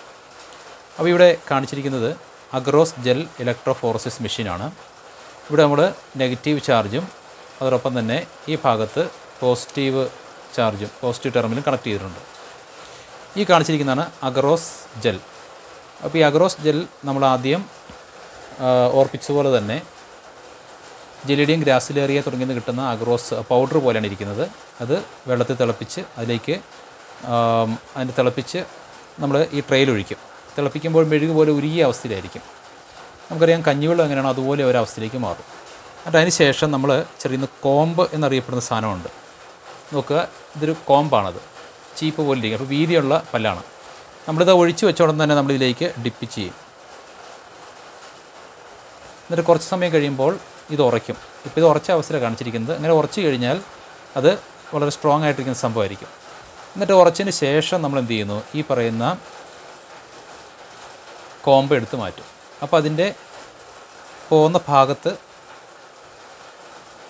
4 or 6 ആയിട്ടുള്ളൊരു ചെറിയ ക്യാവിറ്റീസ് ഫോം ചെയ്യും. പിന്നെ ചെയ്യുന്നത്, നമ്മൾ ഐസൊലേറ്റ് ചെയ്തിരിക്കുന്ന ഡി എൻ എ നമ്മളവിടെ നിന്ന് എടുക്കുകയാണ്. അതിനുവേണ്ടി മൈക്രോ പിപ്പറ്റ് എന്നറിയപ്പെടുന്ന ഒരു സംഭവമാണ് ഉപയോഗിക്കുന്നത്. മൈക്രോ പിപ്പറ്റ്, അതിന് ചെറിയ വയലുണ്ടാവും. വയലിൽ നമ്മൾ എടുത്തിരിക്കുന്ന DNA സാമ്പിൾ ഇതിൽ നിന്ന് എടുക്കുന്നു. ക്ലിപ്പ് ചെയ്തെടുത്തതിന് ശേഷം കളവുണ്ടാവും. അളവിലെടുത്തതിന് ശേഷം നമ്മൾ ഈ ചെറിയ ക്യാവിറ്റിക്കുള്ളിലേക്ക് നമ്മൾ നിറയ്ക്കുന്നു. ഇതിൽ പല സാമ്പിളുകൾ നമുക്ക് നിറയ്ക്കാൻ സാധിക്കും. അത് വ്യത്യസ്തമായ പർപ്പസിന് വേണ്ടിയാണ്. ഉദാഹരണത്തിന് ഇതിൽ ഒന്നാമത്തെ ഒരു ക്യാവിറ്റിയിൽ നമ്മളൊരു സ്റ്റാൻഡർഡൈസ് ചെയ്തേക്കുന്ന ഇതിൻ്റെ DNA സീക്വൻസ് അറിയാവുന്ന ഒരു ഒരു ബഫർ പോലെ അല്ലെങ്കിൽ ഒരു മെഷർ അറിയാവുന്ന ഒരു ടെസ്റ്റ് DNA സാമ്പിളേക്കും വെക്കുക. തുടർന്ന് നമ്മൾ ഉദ്ദേശിക്കുന്ന DNA സാമ്പിൾ, കളക്ട് ചെയ്തിരിക്കുന്ന DNA സാമ്പിൾ രണ്ടാമത്തെ ക്യാവിറ്റി നിറയ്ക്കുന്നു. മൂന്നാമത്തേത് അതുമായിട്ട് കമ്പയർ ചെയ്യേണ്ട DNA സാമ്പിൾ 3, 4, 5 ക്യാവിറ്റിയിൽ നിറയ്ക്കുന്നു. അപ്പോൾ എന്തായാലും നമ്മൾ ഈ ക്യാവിറ്റിക്കകത്ത് DNA നിറയ്ക്കുന്നു. പക്ഷേ പ്രശ്നമുണ്ട്, DNA ഒരു കളർലെസ് മെറ്റീരിയലാണ്, നിറമില്ലാത്തതാണ്. അപ്പോൾ അതുകൊണ്ട് എന്ത് ചെയ്യുന്നു, നമ്മുടെ എത്തിരിയം ബ്രോമൈഡ് പോലുള്ള ഒരു സ്റ്റെയിൻ നമ്മൾ ഇതിലേക്ക് ആഡ് ചെയ്യുന്നു. അപ്പോൾ എത്തിരിയം ബ്രോമൈഡ് നമ്മൾ വളരെ കെയർഫുള്ളായിട്ട് എടുക്കേണ്ട സംഭവമാണ്. അത് ശരിക്കും പറഞ്ഞാൽ റേഡിയോ ആക്റ്റീവ് സബ്സ്റ്റൻസ് ആണ്. അപ്പോൾ എത്തിരിയം ബ്രോമൈഡ് നമ്മൾ ഇതുപോലെ തന്നെ വളരെ മൈന്യൂട്ടായിട്ട് ഈ DNA നിറം കൊടുക്കാൻ വേണ്ടി ആഡ് ചെയ്യുന്നു, ക്യാവിറ്റി നിറയ്ക്കുന്നു. അതിനുശേഷം നമ്മൾ സ്വിച്ച് ഓൺ ചെയ്യുകയാണ്. നമുക്കറിയാം ഒരു പവർ യൂണിറ്റ് ഉണ്ട്. പവർ യൂണിറ്റിൽ പോസിറ്റീവ് നെഗറ്റീവ് ബാറ്ററി ബാക്കപ്പ് കിട്ടുന്നുണ്ട്. എന്നിട്ട് നമ്മളിതിലേക്ക് കറണ്ട് അപ്ലൈ ചെയ്യും. അപ്പോൾ നമ്മൾ ഓൾറെഡി ഈ DNA നമ്മൾ ഇടുമ്പം തന്നെ DNAയിൽ റെസ്ട്രിക്ഷൻ എൻസൈംസ്, കാരണം DNA ഫ്രാഗ്മെൻ്റ് ആയിട്ട് വേർതിരിയാൻ വേണ്ടി റെസ്ട്രിക്ഷൻ എൻഡോന്യൂക്ലിയസ് ആഡ് ചെയ്യുന്നു. പിന്നെ DNAക്ക് കളർ കൊടുക്കുന്നതിന് വേണ്ടി നമ്മൾ എത്തിഡിയം ബ്രോമൈഡ് എന്നറിയപ്പെടുന്ന റേഡിയോ ആക്റ്റീവ് സ്റ്റെയിനും ആഡ് ചെയ്യുന്നു. എന്നിട്ട് ഇതിന് ശേഷം നമ്മളിതെല്ലാം ഈ DNA ഒക്കെ നിറച്ചതിന് ശേഷം ഇത് ക്യാവിറ്റി, നമുക്കറിയാം ഡീഹൈഡ്രേഷൻ വരാതിരിക്കാണ്ട് ഈ ക്യാവിറ്റി ഒന്ന് അടച്ചു വെക്കും. പ്രോപ്പറായിട്ട് കറണ്ടൊക്കെ കൊടുത്തതിന് ശേഷം അടച്ചു വെക്കും. അതിനുശേഷം ഇതിനെ DNA ഇതിനുള്ളിലൂടെ പാസ് ചെയ്യാനായിട്ട് അനുവദിക്കും. ഈ കറണ്ട് കൊടുക്കുമ്പോൾ തന്നെ നോക്കുക, ഈ ഭാഗത്ത് നെഗറ്റീവ് കറുത്ത വയറാണ് കേട്ടോ, നെഗറ്റീവ് ഈ ഭാഗത്ത് പോസിറ്റീവ് കൊടുത്തിട്ടുണ്ട്. അപ്പോൾ DNAക്ക് നെഗറ്റീവ് ചാർജാണ് ഉള്ളത്. നമ്മൾ കറണ്ട് കൊടുത്ത് ഒരു മണിക്കൂർ സമയം കഴിയുമ്പോൾ, ഒരു സമയമുണ്ട് കേട്ടോ, ആ സമയം കഴിയുമ്പോൾ DNA ഇവിടുന്ന് ഇങ്ങോട്ടേക്ക് മൂവ് ചെയ്യും. അപ്പോൾ മൂവ് ചെയ്യുമ്പോൾ ഏറ്റവും കനം കുറഞ്ഞതായിരിക്കും ആദ്യം ഈ ഭാഗത്തേക്ക് ഓടിയെത്തുക. കാരണം എന്താണ്, DNA നെഗറ്റീവ് ചാർജ് പാർട്ടിക്കിൾസാണ്, അത് പോസിറ്റീവ് ടെർമിനലിലേക്ക് മൂവ് ചെയ്യും. തുടർന്ന് ഈ DNA നമ്മൾ ആ പ്രോസസ് എല്ലാം പൂർത്തിയാകുമ്പോൾ ടൈമുണ്ട്, ആ ടൈം കഴിയുമ്പോൾ ഓഫ് ചെയ്യും. ഓഫ് ചെയ്ത് കഴിഞ്ഞിട്ട് നോക്കുക, ഇത് നമുക്ക് നോക്കിയാലൊന്നും കാണാൻ അറിയാനൊന്നും പറ്റത്തില്ല. അപ്പോൾ ഇനി എന്താ സംഭവിക്കുന്നത് വെച്ചാൽ, UV ലൈറ്റ് അടിച്ചു കൊടുക്കുമ്പോൾ മാത്രമാണ് നമുക്കിടുത്തെ DNA എവിടെയാണ് ഇരിക്കുന്നത് കാണാൻ സാധിക്കുകയുള്ളൂ. അപ്പോൾ DNA കളർലെസ് ആണ്, എത്തിഡിയം ബ്രോമൈഡ് ആഡ് ചെയ്തിട്ടുണ്ട്. പക്ഷെ നമ്മൾ ഇതിലേക്ക് UV ലൈറ്റ് അടിച്ചു കഴിയുമ്പോൾ നമ്മൾ കൊടുത്തിരിക്കുന്നതായ DNA സാമ്പിളിനകത്തൂടെ വലിപ്പം അടിസ്ഥാനത്തിൽ അത് ലൈറ്റർ വെയിറ്റ് ആയിട്ട് ഏറ്റവും പോസിറ്റീവ് ടെർമിനൽ ചേർന്ന് വലിപ്പം കൂടി തൊട്ട് ബാക്കിൽ അറേഞ്ച് ചെയ്യും. ഇങ്ങനെ UV ലൈറ്റിൽ DNA സാമ്പിൾ ഇങ്ങനെ തെളിഞ്ഞു വരും. കാരണം എത്തിഡിയം ബ്രോമൈഡ് ആഡ് ചെയ്തുകൊണ്ട് റേഡിയോ ആക്റ്റീവ് സബ്സ്റ്റൻസ് ആണ്. അതിങ്ങനെ UV ലൈറ്റ് അടിക്കുമ്പോൾ അത് ആ രീതിയിൽ ഗ്ലോ ചെയ്ത് തിളങ്ങുന്ന ഓറഞ്ച് നിറത്തിൽ തെളിഞ്ഞു വരും. അതിനുശേഷം നമുക്കിവിടെ ഉദ്ദേശിക്കുന്ന DNA തമ്മിൽ കമ്പയർ ചെയ്ത് ഏതാണോ നമ്മുടെ ആപ്റ്റായിട്ടുള്ള DNA എന്നുള്ളത് നമുക്ക് ഈ ഭാഗത്ത് മാർക്ക് ചെയ്ത് നമുക്ക് കണ്ടെത്താൻ പറ്റും. അതിനുശേഷം ചെറിയൊരു ബട്ടർ പേപ്പറോ അങ്ങനെ എന്തെങ്കിലും ഉപയോഗിച്ച് നമുക്ക് DNA ഇവിടെ പ്രസ് ചെയ്ത് കഴിഞ്ഞാൽ അതിൻ്റെ ഒരു പകർപ്പ് എടുക്കാൻ സാധിക്കും. ആ പ്രോസസ്സിൻ്റെ പേരാണ് elution. The separation of DNA fragments from the agarose gel is known as elution. Elution DNAയെ ഈ ജെല്ലിൽ നിന്ന് സെപ്പറേറ്റ് ചെയ്യുന്ന ഒരു പ്രോസസ്സാണ്. അപ്പോൾ നമ്മൾ ഓർപ്പിച്ച പോലെ തന്നെ ഇത് ജനിതക അല്ലെങ്കിൽ DNA സ്ട്രക്ചർ പരസ്പരം മനസ്സിലാക്കാൻ വേണ്ടി കമ്പയർ ചെയ്യാൻ വേണ്ടിയിട്ടുള്ളതാണ്. കുറ്റകൃത്യങ്ങൾ അറിഞ്ഞ സ്ഥലത്തു നിന്ന് കിട്ടുന്ന DNA സാമ്പിൾ എടുത്ത് മൗണ്ട് ചെയ്യുന്നു, സംശയമുള്ള ആളുകളുടെ DNA അപ്പുറത്ത് മൗണ്ട് ചെയ്യുന്നു. അപ്പോൾ ഇതിന് ശേഷം നമ്മൾ ഈ പ്രോസസ്സ് നടത്തി കഴിഞ്ഞാൽ ശരിക്കും പറഞ്ഞാൽ ഒരു ബാർകോഡ് പോലെ ആയിരിക്കും, ഇത് വളരെ സ്പെസിഫിക് ആയിട്ടായിരിക്കും. അപ്പം നമുക്ക് കിട്ടിയിരിക്കുന്ന DNA സാമ്പിളുമായിട്ട് ഈ പറയുന്നതിൽ ഏതെങ്കിലും ഒന്ന് മാച്ചായി കഴിഞ്ഞാൽ, രണ്ട് വ്യക്തികളായിക്കോട്ടെ മാച്ചായി കഴിഞ്ഞാൽ നമുക്ക് വളരെ കൃത്യമായിട്ട് ആരാണ് കുറ്റകൃത്യം ചെയ്തത് അല്ലെങ്കിൽ കൊലപാതകത്തിൽ കൊല്ലപ്പെട്ടത് ആരാണ് ഇതൊക്കെ അറിയാൻ സാധിക്കും. ഇപ്പോൾ DNAയെ ഡി എൻ എയുടെ ഫിംഗർ പ്രിൻറ്റിങ് വഴി, കാരണം ഓരോ വ്യക്തിയിലും ഡി എൻ എയുടെ സ്ട്രക്ചർ വ്യത്യാസം ഉണ്ടാവും. ആ ഡി എൻ എയുടെ അടിസ്ഥാനത്തിൽ നമുക്ക് കൃത്യമായിട്ട് ജനിതക പരിശോധന നടത്തുവാനും പിതൃത്വ ടെസ്റ്റ്, നമുക്കറിയാം പേരൻ്റ് ആരാന്ന് കണ്ടുപിടിക്കാൻ വേണ്ടി ഉപയോഗിക്കാം, ഒരു കുറ്റകൃത്യം നടന്ന സ്ഥലത്ത് ആരാന്ന് കണ്ടുപിടിക്കാൻ ഉപയോഗിക്കാം. അതുപോലെ ഗവേഷണങ്ങൾക്കായിട്ട് ഡി എൻ എ നമുക്ക് സെപ്പറേറ്റായിട്ട് കണ്ടെത്താൻ സാധിക്കും. അപ്പോൾ ഇതിനകത്ത് പറയാൻ പറ്റുന്നത് മനുഷ്യൻ്റെ ഇൻസുലിൻ കുറവുള്ള ഡി എൻ എ എന്ന് കരുതുക. അപ്പോൾ ഈ ഭാഗത്ത് ആരോഗ്യമുള്ള മനുഷ്യൻ്റെ ഡി എൻ എയും ഈ ഭാഗത്ത് രോഗമുള്ള ആളുടെയും നമ്മൾ ഡി എൻ എ മൗണ്ട് ചെയ്യുന്നു. അതിനുശേഷം ഈ പ്രോസസ് നടന്നു കഴിയുമ്പോൾ ആരോഗ്യമുള്ള മനുഷ്യൻ്റെ ശരീരത്തിൽ ഉള്ള ഒരു ഭാഗത്തെ ഡി എൻ എ ആരോഗ്യമില്ലാത്ത അല്ലെങ്കിൽ രോഗമുള്ള ആൾക്ക് കണ്ടെത്തി നിർത്തുക. അങ്ങനെയെങ്കിൽ ഈ ആരോഗ്യമുള്ള ആളുകളിൽ കണ്ടുവരുന്ന ആ ഡി എൻ എ മാത്രമായിരിക്കും ഇൻസുലിൻ ഉൽപ്പാദിപ്പിക്കും തിരിച്ചറിയാൻ പറ്റും. അപ്പോൾ ഇത് ഡി എൻ എ ജനിതകമായിട്ടുള്ള താരതമ്യ പഠനത്തിന് വേണ്ടി, റിസർച്ച് ആവശ്യങ്ങൾക്ക് വേണ്ടിയും, കുറ്റകൃത്യ അന്വേഷണം, പാരൻ്റൽ ഡിസ്പ്യൂട്ട് ഇതിനുവേണ്ടിയൊക്കെ ഉപയോഗിക്കുന്നൊരു സംഭവമാണ്. ഇത് ഇലക്ട്രിക്കൽ ഫീൽഡിൽ എന്ത് ചെയ്യുന്നു? ഇലക്ട്രിക്കൽ ഫീൽഡിലാണ് ഇത് നമ്മൾ യൂസ് ചെയ്യുന്നത്. കറണ്ട് അപ്ലൈ ചെയ്യുമ്പോൾ ഇലക്ട്രിക്കൽ ഫീൽഡിൽ ഈ പ്രോസസ്സ് നടന്ന് ഡി എൻ എ ഫ്രാഗ്മെൻറ്റുകളായിട്ട് വേർതിരിയുന്ന പ്രോസസ്സാണ് അഗ്രോസ് ജെൽ ഇലക്ട്രോഫോറസിസ്. അതോടൊപ്പം തന്നെ നമ്മളിപ്പോൾ കേൾക്കുന്നൊരു സംഭവമാണ് PCR, അല്ലേ? ആൻറ്റിജൻ ടെസ്റ്റ് എന്ന് കേട്ടിട്ടുണ്ട്, PCR എന്ന് കേട്ടിട്ടുണ്ട്. ഇതുകൂടാതെ നിരവധി ടെസ്റ്റുകൾ ഈ പറഞ്ഞ പോലെ കോവിഡ് കാലഘട്ടത്തിൽ നടക്കുന്നുണ്ട്. അപ്പോൾ അതിന് സഹായിക്കുന്ന ഒരു സംഭവമാണ് PCR. PCRൻ്റെ full form polymerase chain reaction എന്നാണ് ആ പ്രോസസ്സിന് പറയുന്നത്, പോളിമറൈസ് ചെയിൻ റിയാക്ഷൻ. ഇപ്പോൾ ഇവിടെ ചെയ്യുന്ന വെച്ചാൽ നമ്മൾ ഈ പറയുന്ന അഗ്രോസ് ജെൽ ഇലക്ട്രോഫോറസിസ് നടത്തിയിട്ട് നമുക്കതിനകത്ത് ഡി എൻ എ ഐസൊലേറ്റ് ചെയ്യാൻ പറ്റും. ആ ഡി എൻ എ നമ്മൾ ഐസൊലേറ്റ് ചെയ്തിട്ട് എന്ത് ചെയ്യുന്നു? വളരെ മൈന്യൂട്ടായിട്ടുള്ള ചെറിയ ടെസ്റ്റ് ട്യൂബ് ഉണ്ട്, അതിലേക്ക് നമ്മൾ മൗണ്ട് ചെയ്യും. അത് കുറേ നീണ്ട പ്രോസസ്സാണ്, എങ്കിലും നമുക്ക് ഇതിലേക്ക് മൗണ്ട് ചെയ്തിട്ട് നമ്മൾ എന്ത് ചെയ്യുന്നു? ഇതിനകത്ത് ചെറിയ ക്യാവിറ്റീസ് ഉണ്ട്, അതിലേക്ക് വെച്ചിട്ട് നമ്മൾ പതുക്കെ ഒന്ന് ക്ലോസ് ചെയ്യും. ക്ലോസ് ചെയ്തിട്ട് നമ്മൾ ഓൺ ചെയ്യും. ഓൺ ചെയ്തിട്ട് ഇതിൽ പ്രധാനമായും 3 പ്രോസസ്സാണ് നടക്കുക. ഒന്നാമത്തെ പ്രോസസ്സ് എന്ന് പറയുന്നത് നമ്മളിപ്പോൾ ഈ പറഞ്ഞ പോലെ തന്നെ ഇതിനകത്തേക്ക് നമ്മൾ ഡി എൻ എയുടെ ഒപ്പം ടാക് പോളിമറൈസ് എന്നറിയപ്പെടുന്ന എൻസൈം ആഡ് ചെയ്യുന്നുണ്ട്. അതോടൊപ്പം തന്നെ ഇതിനുള്ളിലേക്ക് പ്രൈമറുകളും ആഡ് ചെയ്യുന്നുണ്ട്. പ്രൈമർ എന്ന് പറഞ്ഞാൽ ഡി എൻ എയുടെ കോംപ്ലിമെൻ്ററി സ്ട്രാൻഡുകളാണ്. അത് നമുക്ക് അവൈലബിൾ ആണ്, അതിലേക്ക് ഈ മിക്സറിലേക്ക് ഇടും. ഇപ്പോൾ നോക്കുക, നമ്മൾ ഉദ്ദേശിക്കുന്ന ഐസൊലേറ്റ് ചെയ്യുന്ന ഡി എൻ എ, അതിൻ്റെ കൂടെ ടാക് പോളിമറൈസ് എന്നറിയപ്പെടുന്ന എൻസൈം, അതോടൊപ്പം പ്രൈമറുകൾ ആഡ് ചെയ്യും. എന്നിട്ട് നമ്മൾ ചേമ്പർ അടയ്ക്കുന്നത്. ഓക്കെ, അതിനുശേഷം ഇത് ഓൺ ചെയ്യുകയും തെർമൽ സൈക്ലർ എന്നതിന് പേരുണ്ട്. തെർമൽ സൈക്ലർ, അതായത് high temperature, low temperature, medium temperature, ഇങ്ങനെ 3 തരത്തിൽ ഇതിൻ്റെ ടെമ്പറേച്ചർ അഡ്ജസ്റ്റ് ചെയ്യും.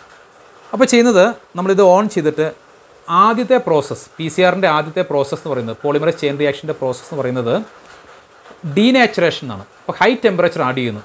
ഹൈ ടെമ്പറേച്ചർ ആഡ് ചെയ്യുമ്പോൾ സംഭവിക്കുന്നത് double stranded D N A single സ്ട്രാൻഡായിട്ട് അത് പിരിഞ്ഞു വരും. അതിനുശേഷം അനീലിംഗ് പ്രോസസ്സാണ്. Annealing means cooling process.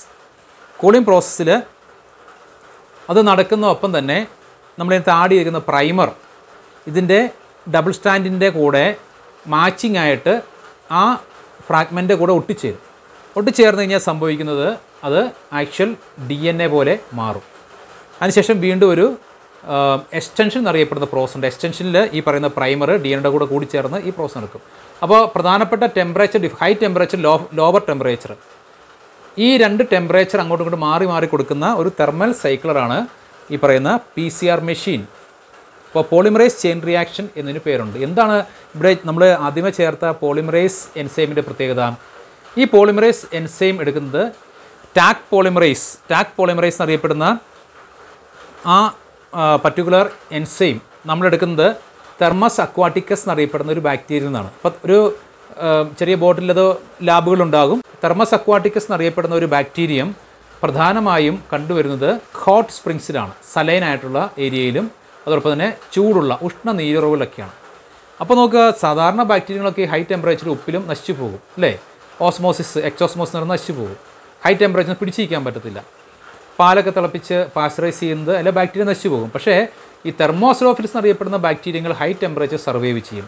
High salinity, ഉപ്പിൽ എത്ര കൂടിയാലും കുഴപ്പമില്ല, അത് സർവൈവ് ചെയ്യും. അതിന് കാരണം എന്താണെന്നറിയാമോ? അതിനകത്തൊരു പർട്ടിക്കുലർ എൻസൈം ഉണ്ട്, ടാക് പോളിമറൈസ് എൻസൈം. അപ്പോൾ ടാക് എന്ന് പറഞ്ഞാൽ തെർമസ് അക്വാട്ടിക്കസ് എന്നറിയപ്പെടുന്ന ബാക്ടീരിയ എടുക്കുന്ന ഒരു എൻസൈം ആയതുകൊണ്ട് ടാക് പോളിമറൈസ് എൻസൈം എന്നതിന് പേരുണ്ട്. ഇത് ചെയ്യുന്നത് പോളിമർ എന്ന് പറഞ്ഞാൽ മൾട്ടിപ്പിൾ കോപ്പി ആക്കുന്ന, അല്ലേ? ആ ഒരു പ്രോസസ്സിന് സഹായിക്കുന്ന, അതായത് D N A multiple copy ആകാൻ സഹായിക്കുന്ന ഒരു എൻസൈം കൂടിയാണ് ടാക് പോളിമറൈസ്. മാത്രവുമല്ല ഇത് നമുക്കറിയാം 92 ഡിഗ്രി ആ ആവറേജ് വരുന്ന ഹൈ ടെമ്പറേച്ചർ നമ്മളിത് ചൂടാക്കുമ്പോഴും ഈ DNA-ക്ക് ഡീനേച്ചറേഷൻ സംഭവിച്ച് നശിച്ചു പോകാൻ ചാൻസ് ഉണ്ട്. പക്ഷേ അതിനെ പ്രൊട്ടക്റ്റ് ചെയ്യണം. അതിനെ പ്രൊട്ടക്റ്റ് ചെയ്യാൻ വേണ്ടിയിട്ടാണ് നമ്മൾ ടാക് പോളിമറേസ് എൻസൈം ആഡ് ചെയ്തിരിക്കുന്നത്. അതിനുശേഷം നമ്മൾ ഈ പ്രോസസ്സ് നടത്തി കഴിയുമ്പോൾ എന്താണെന്നറിയാമോ, ഇത് 10 100 തവണയൊക്കെ നമ്മൾ ചെയ്യുമ്പോൾ നമ്മൾ ആദ്യമേ വെച്ചിരിക്കുന്ന DNA സാമ്പിൾ അത് ചിലപ്പോൾ ഒരു 2 ഫ്രാഗ്മെൻറ്റ് 3 ഫ്രാഗ്മെൻ്റ് ഒക്കെ ആയിരിക്കാം, അല്ലെങ്കിൽ 10 ഫ്രാഗ്മെൻ്റ് ആയിരിക്കാം. അത് ലക്ഷക്കണക്കിന് കോപ്പിയായിട്ട് മാറിയിട്ടുണ്ടാകും. അപ്പോൾ ആ ഒരു പ്രോസസ്സിന് പറഞ്ഞ പേരാണ് പോളിമറൈസ് ചെയിൻ റിയാക്ഷൻ. എന്താ ഇതിൻ്റെ ഗുണം? ഇത് മാരകമായ രോഗങ്ങൾ, അതോടൊപ്പം തന്നെ വൈറസിൻ്റെ സാന്നിധ്യം, ഇതൊക്കെ നേരത്തെ അറിയാൻ ഉപയോഗിക്കുന്ന ഒരു ഉപകരണമാണ്. H1N1 പോലെ രോഗങ്ങൾ, അല്ലെങ്കിൽ എയ്ഡ്സ് പോലെ രോഗങ്ങൾ, ഇങ്ങനെയൊക്കെ രോഗം നമ്മുടെ ബോഡിയിൽ എക്സ്പ്രസ് ആകാൻ കുറച്ച് സമയമെടുക്കും. ഓരോ വൈറസും ശരീരത്തിൽ ഒരു ഡോർമൻ സ്റ്റേജിൽ കുറച്ച് നാൾ അങ്ങനെ കിടക്കും. അതിന് ശേഷമായിരിക്കും ഇത് ആക്റ്റീവായിട്ട് മാറുന്നത്. അപ്പോൾ ഒരു ഇൻക്യുബേഷൻ പീരീഡിലായിരിക്കും പല വൈറസുകളും ഓരോ രോഗത്തിന് മുമ്പായിട്ട് കാണുന്നത്. പക്ഷേ ആ സമയവും അയാൾക്ക് ഒരു വാഹകനായിട്ട് മാറാൻ പറ്റും. ഇപ്പോൾ ഈ കൊറോണ സമയത്ത് പറയുന്നത് കൊറോണ രോഗലക്ഷണം കാണിക്കാതെ ആളുകളുണ്ടാവും. ടെസ്റ്റ് ചെയ്തെങ്കിൽ മാത്രമേ അത് കോവിഡ് പോസിറ്റീവ് നെഗറ്റീവ് എന്ന് അറിയാൻ പറ്റുകയുള്ളൂ. അപ്പോൾ അത് നേരത്തെ അറിയാൻ വേണ്ടി നമ്മൾ എന്ത് ചെയ്യുന്നു, രോഗിയിൽ നിന്ന് DNA സാമ്പിൾ എടുത്ത് സെപ്പറേറ്റ് ചെയ്ത് അതിലേക്ക് ടാക് പോളിമറേസ്, അതുപോലെ തന്നെ റെസ്ട്രിക്ഷൻ എൻസൈംസ്, പ്രൈമർ, ഇതൊക്കെ ആഡ് ചെയ്തിട്ട് നമ്മൾ അതിനെ എന്ത് ചെയ്യുന്നു, PCR-ലേക്ക് വെക്കുന്നു. ഈ PCR അല്പം കോസ്റ്റ്ലി ആയിട്ടുള്ള മെഷീനാണ്. പക്ഷേ ഈ മുഴുവൻ പ്രോസസ്സ് നടന്നു കഴിയുമ്പോൾ എന്താണ്, ഈ ഇനിഷ്യലായിട്ട് കൊടുത്തിരിക്കുന്ന ഒരു കുറഞ്ഞ നമ്പർ 10 20 DNA ഫ്രാഗ്മെൻറ്റ്സ് ലക്ഷക്കണക്കിന് ഫ്രാഗ്മെൻ്റായിട്ട് ഈ തെർമൽ സൈക്കിളിൽ കൂടി കടന്നു പോകുമ്പോൾ മൾട്ടിപ്ലൈ ആയിട്ട് വരും. അങ്ങനെ വന്നു കഴിഞ്ഞ് നമുക്കറിയാം ആംപ്ലിഫിക്കേഷനാണ് സംഭവിക്കുന്നത്. DNA amplification. ആംപ്ലിഫൈ ചെയ്യുമ്പോൾ അതിൻ്റെ കണ്ടൻറ്റ് തുടക്കത്തിൽ തന്നെ നേരിട്ടറിയാൻ പറ്റും.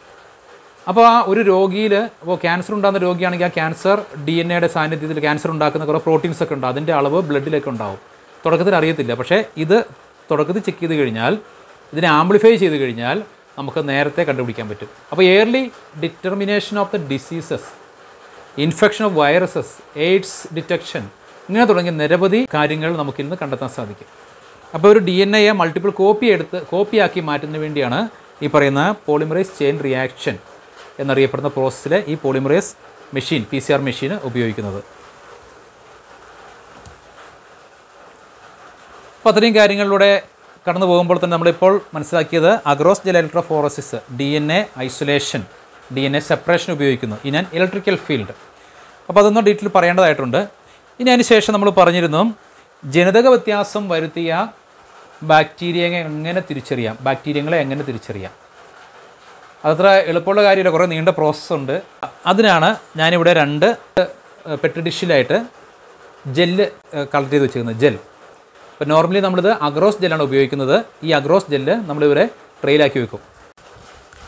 അടുത്തതായി നമ്മൾ പറഞ്ഞു നിർത്തിയ ഭാഗമായിരുന്നു റീകോമിനൻ്റ് DNA-യെ പ്രവേശിപ്പിക്കപ്പെട്ട ബാക്ടീരിയകളെ എങ്ങനെ തിരിച്ചറിയും.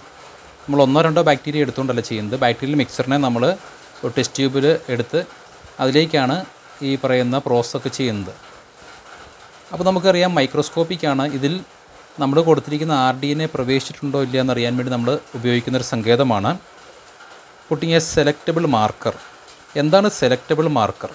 സെലക്റ്റബിൾ മാർക്കർ എന്ന് പറഞ്ഞാൽ ആൻറ്റിബയോട്ടിക് റെസിസ്റ്റൻസ് എന്നറിയപ്പെടുന്ന ഒരു സ്വഭാവം, അതാണ് നമ്മൾ ഈ ഫീച്ചറിൽ ആഡ് ചെയ്യുന്നത്. അതായത് ഒരു ക്ലോണിംഗ് വെക്ടറിൽ ആൻറ്റിബയോട്ടിക് റെസിസ്റ്റൻസ് എന്നറിയപ്പെടുന്ന ഒരു ക്യാരക്ടർ മസ്റ്റാണ്. അതാണ് സെലക്റ്റബിൾ മാർക്കറായിട്ട് ഉപയോഗിക്കുന്നത്.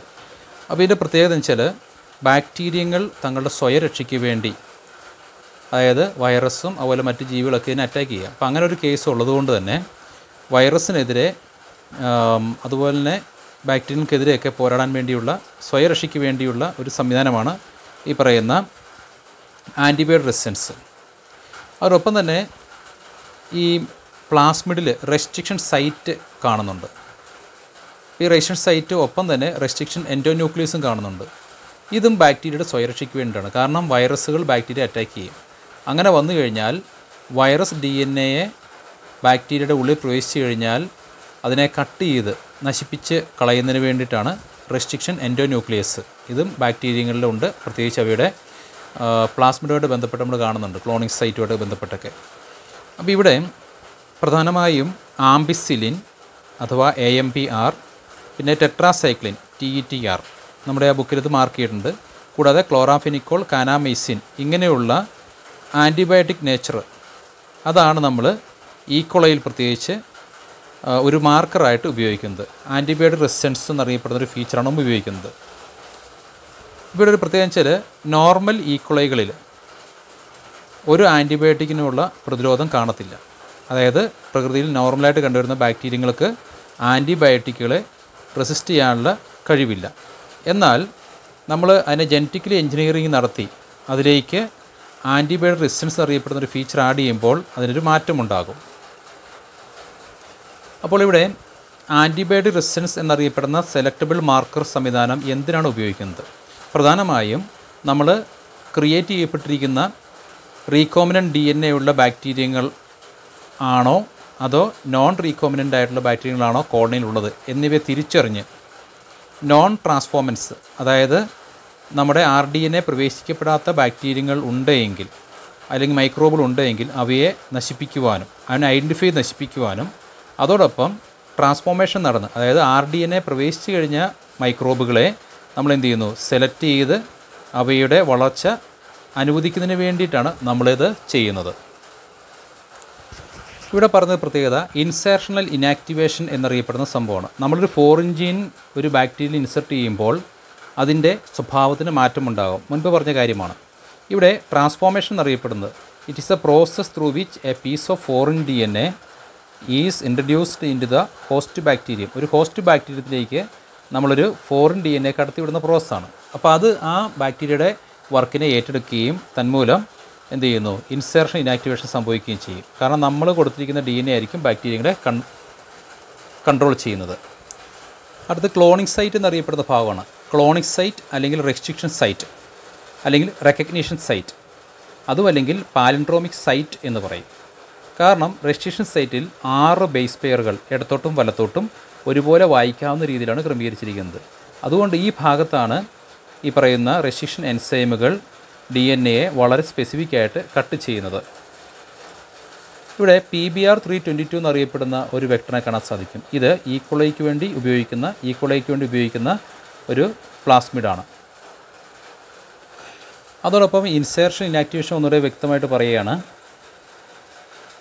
If A foreign DNA ligated or inserted at the BAMH1 site of tetracycline resistance, ആ ഭാഗത്തേക്കാണ് നമ്മൾ ഒരു DNA ഒട്ടിച്ചേർക്കുന്നതെങ്കിൽ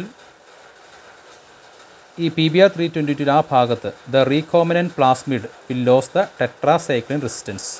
അതായത് ആ പ്ലാസ്മിഡിന് പിന്നീട് ടെട്രാസൈക്ലിനെ റെസിസ്റ്റ് ചെയ്യാനുള്ള കഴിവ് നഷ്ടപ്പെട്ടു പോകും. അത് ആ മീഡിയത്തിൽ പിന്നെ അതിന് വളരാൻ സാധിക്കില്ല.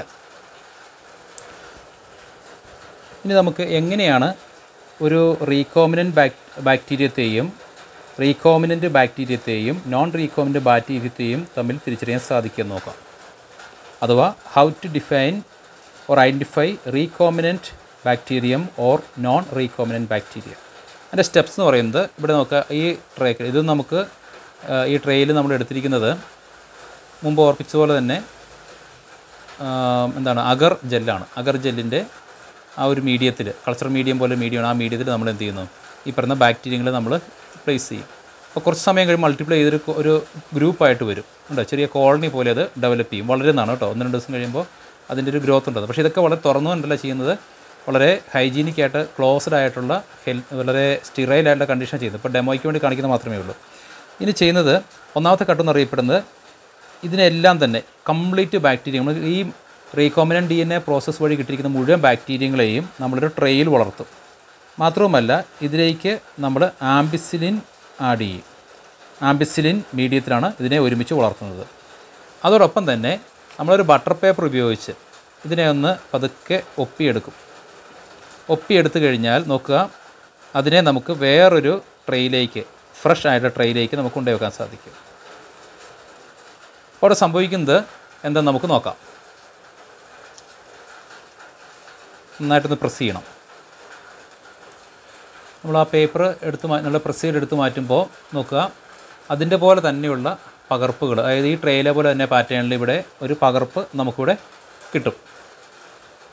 നമ്മൾ ആദ്യം വളർത്തിയ സാമ്പിൾ നമ്മൾ മാറ്റുക. അപ്പോൾ എന്താണ്, ആദ്യം നമ്മൾ വളർത്തിയ ആംബിസിലിൻ മീഡിയത്തിൽ വളർത്തിയതിൻ്റെ 2 പകർപ്പുകൾ എടുത്തിട്ടുണ്ട് അല്ലേ.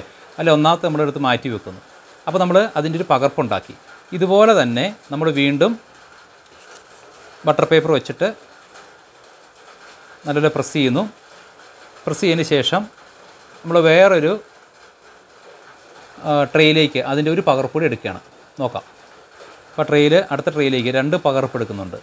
നമ്മൾ എടുത്തു കഴിയുമ്പം എന്താണ് ഒരു 3 കാര്യങ്ങൾ. ആദ്യത്തെ ഒരെണ്ണം നമ്മൾ ആംബിസിലിൻ റെസിസ്റ്റൻസ് ഉള്ള മീഡിയത്തിൽ വളർത്തി, അതിൻ്റെ പകർപ്പ് നമ്മൾ ഈ ഭാഗത്തേക്ക് എടുത്തി. എന്നിട്ട് നമ്മൾ ഈ 3ാമത്തെ ഒരു ട്രേയിലേക്ക് എന്ത് വെച്ചാൽ നമ്മളതിലേക്ക് ടെട്രാസൈക്ലിനും അതുപോലെ തന്നെ ആംബിസിലിനും ആഡ് ചെയ്യും.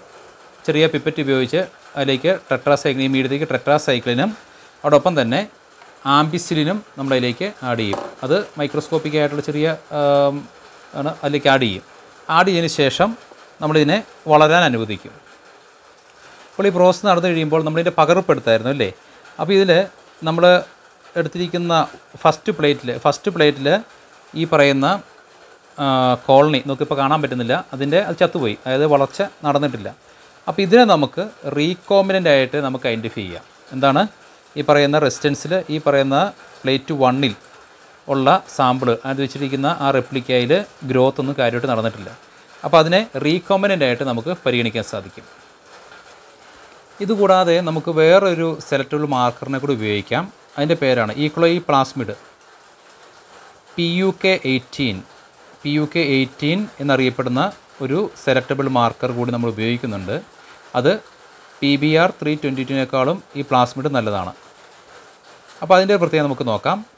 ഇവിടെ നമുക്ക് ഫോറിൻ DNA നമ്മൾ ഇതിലേക്ക് നമ്മൾ ആഡ് ചെയ്യുന്നുണ്ട്. പക്ഷേ എന്താണെന്നറിയാമോ, അതിനൊരു കോഡിംഗ് സീക്വൻസ്, ഒരു എൻസൈം ബീറ്റ ഗാലക്ടോസിഡേസ് എന്നറിയപ്പെടുന്ന ഒരു എൻസൈം കൂടി നമ്മൾ കോഡ് ചെയ്യുന്നുണ്ട്. ആ DNA എന്ത് ചെയ്യുന്നു, ബീറ്റ ഗാലക്ടോസിഡേസ് എന്നറിയപ്പെടുന്ന ഒരു എൻസൈം പ്രൊഡ്യൂസ് ചെയ്യുന്ന ടൈപ്പാണ്. ഇതിൻ്റെ പ്രത്യേകത എക്സ്ഗാൽ എന്നറിയപ്പെടുന്ന ഒരു ക്രൊമാറ്റോജനിക് സബ്സ്ട്രേറ്റ് നമ്മളിലേക്ക് ആഡ് ചെയ്യും. അപ്പോൾ നിറം കൊടുക്കുന്ന ഒരു വസ്തുവാണ്. നമ്മൾ ക്രൊമാറ്റോജനിക് സബ്സ്റ്റൻസ് നമ്മളിലേക്ക് ആഡ് ചെയ്യും. അപ്പോൾ അങ്ങനെ ആഡ് ചെയ്തതിന് ശേഷം നമ്മൾ ഈ പ്രോസസ്സ് നടക്കും. അപ്പോൾ എന്താണ് അതിൻ്റെ പ്രത്യേകത? എക്സ്ഗാൽ എന്നറിയപ്പെടുന്ന ക്രൊമാറ്റോജനിക് സബ്സ്റ്റൻസ് അത് ഗാലക്ടോസ് ആൻഡ് 5-ബ്രോമോ 4-ക്ലോറോ ഇൻഡിഗോ ആയിട്ട് മാറും. ഇവിടെ നമുക്ക് നോക്കാം, ബീറ്റ ഗാലക്ടോസിഡേസിനെ പ്രൊഡ്യൂസ് ചെയ്യുന്ന ആ ഒരു DNA നമ്മളിലേക്ക് മൗണ്ട് ചെയ്ത് കഴിഞ്ഞാൽ ഉണ്ടാകുന്ന ഒരു മാറ്റം നമുക്ക് നോക്കാം. കാരണം അത് എക്സ്ഗാലിനെ ഒരു ക്രൊമാറ്റോജനിക് സബ്സ്റ്റൻസ് ആണ്, അതിനെ നിറമുള്ളതാക്കി മാറ്റും. നോർമലി ഇത് കളർലെസ് ആയിരിക്കും, പക്ഷേ അതിന് നിറമാറ്റം ഉണ്ടാക്കും. നമുക്ക് നോക്കാം. ഗുഡ്, നോക്കാം, അതിൻ്റെ നിറം മാറി വന്നിരിക്കുന്നു അല്ലേ. കാരണം എന്താണ്, എക്സ്ഗാൽ എന്നറിയപ്പെടുന്ന ക്രൊമാറ്റോജനിക് സബ്സ്റ്റൻസിനെ നമ്മൾ കൊടുത്തിരിക്കുന്ന DNA കോഡ് ചെയ്യുന്ന ബീറ്റ ഗാലക്ടോസിഡേസ് എന്നറിയപ്പെടുന്ന ഒരു എൻസൈം അതിലുണ്ടായിട്ട് എന്ത് ചെയ്യുന്നു, ഗാലക്ടോസ് ആയിട്ടും 5-ബ്രോമോ 4-ക്ലോറോ ഇൻഡിഗോ ആയിട്ട് അത് മാറി. അപ്പോൾ ഇതിൻ്റെ നീല നിറമായിട്ടാണ് മാറിയിരിക്കുന്നത്. ഇതിൻ്റെ പ്രത്യേകത, the non recombinant produce enzyme and give blue coloured colonies. അപ്പോൾ ഇതിനകത്ത് നോൺ റീകോമിനൻ്റ്, അതായത് നമ്മൾ കൊടുത്തിരിക്കുന്ന RDNA പ്രവേശിക്കാത്ത ആ കോളനി എന്ത് ചെയ്യുന്നു, അത് എൻസൈം ഉൽപ്പാദിപ്പിക്കുകയും അതുകൊണ്ട് ആ കോളനിക്ക് നിറം മാറുകയും ചെയ്യും. അതേസമയം നോക്കുക, ഈ കോളനി ഒരു മിക്സർ ആണെങ്കിൽ നോക്കുക, ഈ ഭാഗത്ത് വെളുപ്പ് നിറത്തിൽ കാണുന്നുണ്ട് അല്ലേ, ചില ഭാഗത്ത് വെളുപ്പ് നിറത്തിൽ കാണുന്നുണ്ട്. അപ്പോൾ അങ്ങനെയെങ്കിൽ അത്തരം കോളനി എന്ന് പറയുന്നത് എന്താണ്, റീകോമിനൻറ്റ് കോളനിയാണ്. കാരണം അവ എന്ത് ചെയ്യുന്നു, ബീറ്റ ഗാലക്ടോസിഡേസ് ആ DNA പ്രൊഡ്യൂസ് ചെയ്യുന്നില്ല. അതുകൊണ്ട് എന്ത് ചെയ്യുന്നു, ആ ഒരു ഭാഗത്ത് കളർ മാറ്റം വരുന്നില്ല അല്ലേ. അപ്പോൾ ഇങ്ങനെ നോക്കിക്കഴിഞ്ഞാൽ ക്രൊമാറ്റോജനിക് ഇഫക്റ്റിൽ എക്സ്ഗാലിനെ ഈ ഭാഗത്തായി എൻസൈം ഉണ്ടാകാത്തത് കൊണ്ട് എന്താണ്, PUKയുടെ ഒരു പ്രശ്നമാണത്. അത് ഉണ്ടാകാത്തത് കൊണ്ട് അത് ലൈറ്റ് കളറായിട്ട് അവശേഷിക്കുന്നു. അപ്പോൾ അങ്ങനെ ഈ കളർ അടിസ്ഥാനത്തിൽ നമുക്ക് എന്ത് ചെയ്യാൻ പറ്റും, ഇതിനെ മാത്രമായിട്ട് എടുക്കാൻ സാധിക്കും. അതായത് ഈ വെളുപ്പ് നിറത്തിലുള്ളത് എന്ത് ചെയ്യുന്നു, റീകോമിനൻറ്റ് DNA കയറിയിരിക്കുന്ന മൈക്രോബാണ്. അപ്പോൾ നമുക്ക് ഉറപ്പായിട്ടും ഈ നിറം വെച്ചുകൊണ്ട് തന്നെ ഈ ലൈറ്റ് കളറുള്ളതിനെ നമുക്ക് അവിടെ എടുത്ത് മാറ്റാൻ പറ്റും. അതാണ് ഈ പറയുന്ന ഓൾട്ടർനേറ്റീവ് സെലക്റ്റബിൾ മാർക്കറിൻ്റെ പ്രത്യേകത. ഇവിടെ സംഭവിക്കുന്നത് ഇഫക്റ്റ് ഓഫ് ഫോറിൻ DNA എന്ത് ചെയ്യുന്നു, ഇൻസേർഷൻ ഇനാക്ടിവേഷൻ. മുൻപ് പറഞ്ഞ പോലെ തന്നെ PUKയുടെ കോഡിംഗ് ആയിട്ടുള്ളത് ഈ പറയുന്ന ട്രാൻസ്ഫോർമേഷൻ നടക്കാത്ത ബാക്ടീരിയങ്ങളിൽ ബീറ്റ ഗാലക്ടോസിഡേസ് എൻസൈം ഉണ്ടാകുകയും നമ്മൾ അതിലേക്ക് ആഡ് ചെയ്തിരിക്കുന്ന എക്സ്ഗാലിനെ ഗാലക്ടോസും അതോടൊപ്പം തന്നെ 5-ബ്രോമോ 4-ക്ലോറോ ഇൻഡിഗോ ആയിട്ട് മാറി ബ്ലൂ കളറായിട്ട് മാറി. കാരണം ഇവയിൽ അടങ്ങിയിരിക്കുന്നത് നോൺ റീകോമിനൻ്റ് ആണ്. എന്നാൽ റീകോമിനൻ്റ് ആണെങ്കിലോ എക്സ്ഗാലക്ടോസിഡേസ് പ്രൊഡ്യൂസ് ചെയ്യാത്തതുകൊണ്ട് വൈറ്റ് കളർ, വെള്ള നിറമായിട്ട് അവശേഷിച്ചിരിക്കുന്നു. അപ്പോൾ ഇതിനെ മാത്രം നമ്മൾ ഇതിനകത്ത് നിന്ന് വീണ്ടും ചെറിയ എന്തെങ്കിലും ഫില്ലർ വഴി നമുക്ക് എടുത്ത് മാറ്റി കഴിഞ്ഞാൽ നമുക്ക് എന്ത് ചെയ്യാം, അതിനെ ബയോ റിയാക്ടറിൽ കൾച്ചർ ചെയ്യാനായിട്ട് സാധിക്കും. പിന്നെ ഓർക്കേണ്ടത്, ഈ പറഞ്ഞ പ്രോസസ് ഇങ്ങനെ മുറ്റത്ത് നമ്മുടെ ഒരു മേശപ്പുറത്ത് എല്ലാം കൂടെ സെറ്റ് ചെയ്ത് ഒരു കുക്കിംഗ് ഷോ പോലെ ചെയ്യുന്ന സംഭവമല്ല. ഇത് ഹൈജീനിക് ആയിട്ടുള്ള, പലപ്പോഴും നമ്മളിത് ഗ്ലൗസ് ധരിക്കേണ്ടി വരും, മാസ്ക് ധരിക്കേണ്ടി വരും. ഹെൽത്തി ആയിട്ടുള്ള ഒരു കണ്ടീഷനിൽ മാത്രമാണ് ചെയ്യാൻ സാധിക്കുള്ളൂ. അതിന് വേണ്ടിയുള്ള ബയോടെക്നോളജി ലാബ് വളരെ കോസ്റ്റ്ലിയാണ്. ധാരാളം ഉപകരണങ്ങളുണ്ട്. അതുപോലെ തന്നെ അവിടെ ഈ പറയുന്ന DNA ഒക്കെ നമ്മൾ ഐസൊലേറ്റ് ചെയ്യുന്നതിന് വേണ്ടി സഹായിക്കുന്ന ജസ്റ്റ് ഡെമോയാണ്. അവിടെ ചെന്ന് കഴിഞ്ഞാൽ കാണാൻ സാധിക്കുന്നത് എന്താണ്, ഒരു ഹൈ സ്പീഡ് കറങ്ങുന്ന എന്താണ് സെൻട്രിഫ്യൂഗിങ് മെഷീനൊക്കെ ഉണ്ടാവും. സെൻട്രിഫ്യൂഗിങ് മെഷീന്, അതുപോലെ തന്നെ അണുവിമുക്തമാക്കുന്നതിന് വേണ്ടി സഹായിക്കുന്ന ഓട്ടോക്ലേവ് മെഷീൻ, വലിയ പ്രഷർ കുക്കറൊക്കെ അവിടെ ഉണ്ടാകും. ധാരാളം കെമിക്കൽസ് ഉണ്ടാകും അല്ലേ, സപ്പോർട്ടിങ് ആയിട്ടുള്ള കെമിക്കൽസ്. അപ്പോൾ ആ ഒരു രീതിയിലാണ് ഈ ബയോടെക്നോളജി മുമ്പോട്ട് പോകുന്നത്. അവസാനം എന്താണ് ഗുണം വെച്ചാൽ, നമുക്കൊരു വാക്സിൻ വേണം. ആ വാക്സിൻ എന്ത് ചെയ്യണം, ഉണ്ടാക്കുന്ന അതിൻ്റെ ആ പ്രോസസ്സിനെ നമുക്ക് ബാക്ടീരിയയിലേക്ക് അതിൻ്റെ ജീനുകളെ കടത്തി വിട്ട് കഴിഞ്ഞാൽ ഈ ബാക്ടീരിയ നമുക്ക് വേണ്ടി വാക്സിൻ മൾട്ടിപ്പിൾ കോപ്പി ആയിട്ട് ഉണ്ടാക്കിത്തരും. നമുക്കൊരു എൻസൈം വേണം. ആ എൻസൈമും ബാക്ടീരിയകൾ നമുക്ക് ഉണ്ടാക്കിത്തരും. അല്ലെങ്കിൽ എന്താണ്, ഓരോ ജീവികളെയും കൊന്ന് അതിൻ്റെ ബോഡിയിൽ നിന്നൊക്കെ എടുക്കേണ്ടി വരും. അപ്പം അങ്ങനെയൊന്നും വേണ്ട. എന്തായാലും ബാക്ടീരിയകൾ ഫ്രീ ആയിട്ടിരിക്കുകയാണ്, അതിലേക്ക് നമ്മളൊരു പണി കൊടുക്കുന്നു. നമ്മൾ ഉദ്ദേശിക്കുന്ന ഒരു DNA അതിലേക്ക് കടത്തിവിടുന്നു, ജീനിനെ കടത്തിവിടുന്നു. അപ്പോൾ സംഭവിക്കുന്നൊരു കാര്യമാണ് ഇൻസേർഷണൽ ഇനാക്ടിവേഷൻ.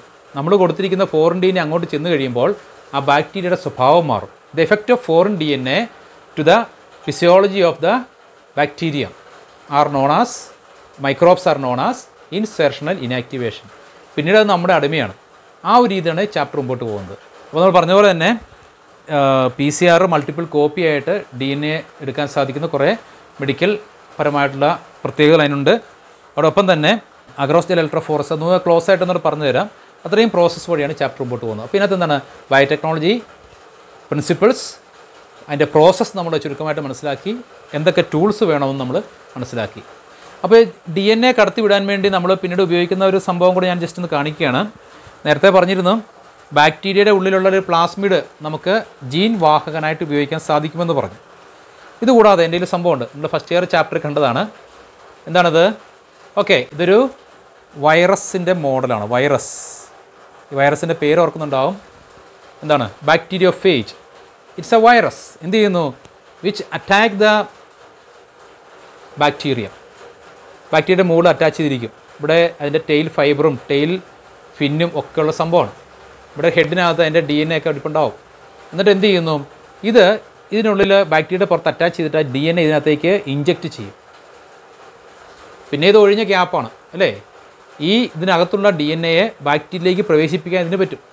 എന്നിട്ട് ഇതിങ്ങനെ കുറച്ചിനെ പറ്റി പിടിച്ചിരിക്കും. പിന്നീട് സംഭവിക്കുന്നത് ഈ പറയുന്ന വൈറസ് DNA ഇതിനകത്തേക്ക് പ്രവേശിപ്പിക്കാൻ സാധിക്കും. ഈ വൈറസ് DNA എന്ത് ചെയ്യുന്നു? ഈ ബാക്ടീരിയയുടെ ഉള്ളിൽ പ്രവേശിച്ചു കഴിഞ്ഞാൽ ഈ ബാക്ടീരിയ വൈറസിൻ്റെ അടിമയാണ്. പിന്നീട് സംഭവിക്കുന്നത് ഈ ബാക്ടീരിയോഫേജ് എന്നറിയപ്പെടുന്ന ഈ വൈറസ് അതിൻ്റെ വൈറൽ DNA അല്ലെങ്കിൽ RNA ഈ ബാക്ടീരിയയുടെ ഉള്ളിൽ പ്രവേശിച്ചു കഴിഞ്ഞാൽ അത് ഈ ബാക്ടീരിയയെ കൊണ്ട് അടിമപ്പണി ചെയ്യിക്കും. എന്നിട്ട് പറയും ഇതിൻ്റെ പ്രോട്ടീൻസൊക്കെ ഉപയോഗിച്ചുകൊണ്ട് എന്താണ്, ഇതിൻ്റെ പ്രോട്ടീൻസ് എല്ലാം റിവേഴ്സ് ട്രാൻസ്ക്രിപ്റ്റേസ് പോലെ സംഭവങ്ങളൊക്കെ പ്രോട്ടീനൊക്കെ ഉപയോഗിച്ച് ഇതിൻ്റെ ഹെഡ് ഉണ്ടാക്കും, ടെയിലുണ്ടാക്കും, ടെയിൽ ഫൈബർ ഉണ്ടാക്കും. അതായത് ഇതിന് എന്തെല്ലാം പാർട്സ് ഉണ്ടോ ഇതെല്ലാം ഓരോ പാർട്സാണ്. ഈ പാർട്സ് എല്ലാം ഈ ബാക്ടീരിയയുടെ ഉള്ളിൽ ഇതിനെ അടിമയാക്കി ഉണ്ടാക്കിയെടുക്കും. അപ്പോൾ ഇതിനകത്ത് കുറേ ഹെഡും കുറേ ടെയിലും കുറേ ടെയിൽ ഫിന്നും ഒക്കെ ഉണ്ടാവും, കുറേ DNA ഒക്കെ ഉണ്ടാവും. അവസാനം ഇതിനകത്ത് ഇതെല്ലാം കൂടെ ആംപ്ലിഫൈ ചെയ്ത് ഇതിൻ്റെ കുറേ കോപ്പീസ് എടുത്തിട്ട് എന്ത് ചെയ്യും? ഇതങ്ങോട്ട് ഓപ്പണായി ഇതിനകത്ത് നിന്ന് ധാരാളം ബാക്ടീരിയോഫേജ് വൈറസുകൾ ഇതിനകത്ത് പുറത്തേക്ക് വരും. അപ്പോൾ അങ്ങനെയൊക്കെ ചെയ്യും. അപ്പോൾ ആ ഒരു ക്യാരക്ടർ നമ്മൾ മനസ്സിലാക്കിയിട്ട് എന്ത് ചെയ്യുന്ന വെച്ചാൽ ഈ ഒരു ബാക്ടീരിയോഫേജിനെയും DNA ഒരു ജീവിയിൽ നിന്ന് മറ്റൊന്നിലേക്ക് ട്രാൻസ്ഫർ ചെയ്യാനുള്ള വാഹകനായിട്ട് ഉപയോഗിക്കുന്നുണ്ട്. പക്ഷേ നമ്മൾ എന്ത് ചെയ്യും? ഇതിനെ ജനിതക വ്യത്യാസം വരുത്തിയിട്ട് ചെയ്യുള്ളൂ. അതുപോലെ തന്നെ ആഗ്രോ ബാക്ടീരിയൻ ട്യൂമിഫേഷ്യൻസ്. നിങ്ങൾ റൈസോബിയം പഠിച്ചിട്ടുണ്ടല്ലേ? പയറിൻ്റെ വേരിൽ മുഴകളുണ്ടാക്കുന്നു. അതുപോലെ ചെടികളിൽ ട്യൂമർ ഉണ്ടാക്കുന്ന ഒരു ബാക്ടീരിയയുടെ പേരാണ് ആഗ്രോ ബാക്ടീരിയൻ ട്യൂമിഫേഷ്യൻസ്. അതായത് പ്ലാന്റ്സിനെ ഇൻഫെക്റ്റ് ചെയ്യാൻ അതിന് കഴിവുണ്ട്. എന്ത് ചെയ്യും? നമ്മൾ തന്നെ ജനിതക വ്യത്യാസം വരുത്തും.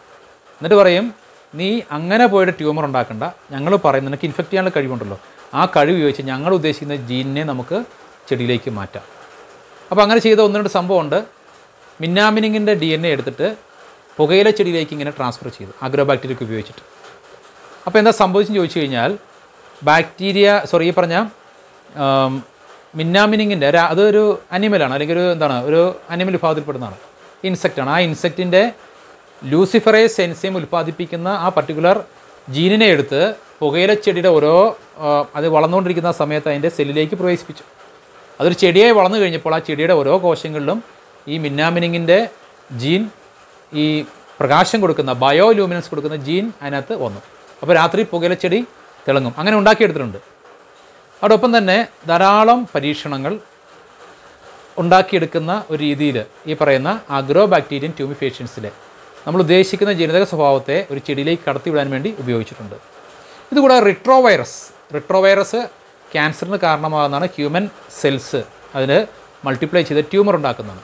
അപ്പോൾ നോക്കുക, ആ ഒരു പ്രത്യേകതയ്ക്ക് എന്താണ്, ഈ റിട്രോവൈറസിന് ഒരു സെല്ലിനകത്ത് തുളച്ച് കയറി അതിനെ ഒരു നോർമൽ സെല്ലിനെ തുളച്ച് കയറി അതിനെ മാറ്റാൻ പറ്റും.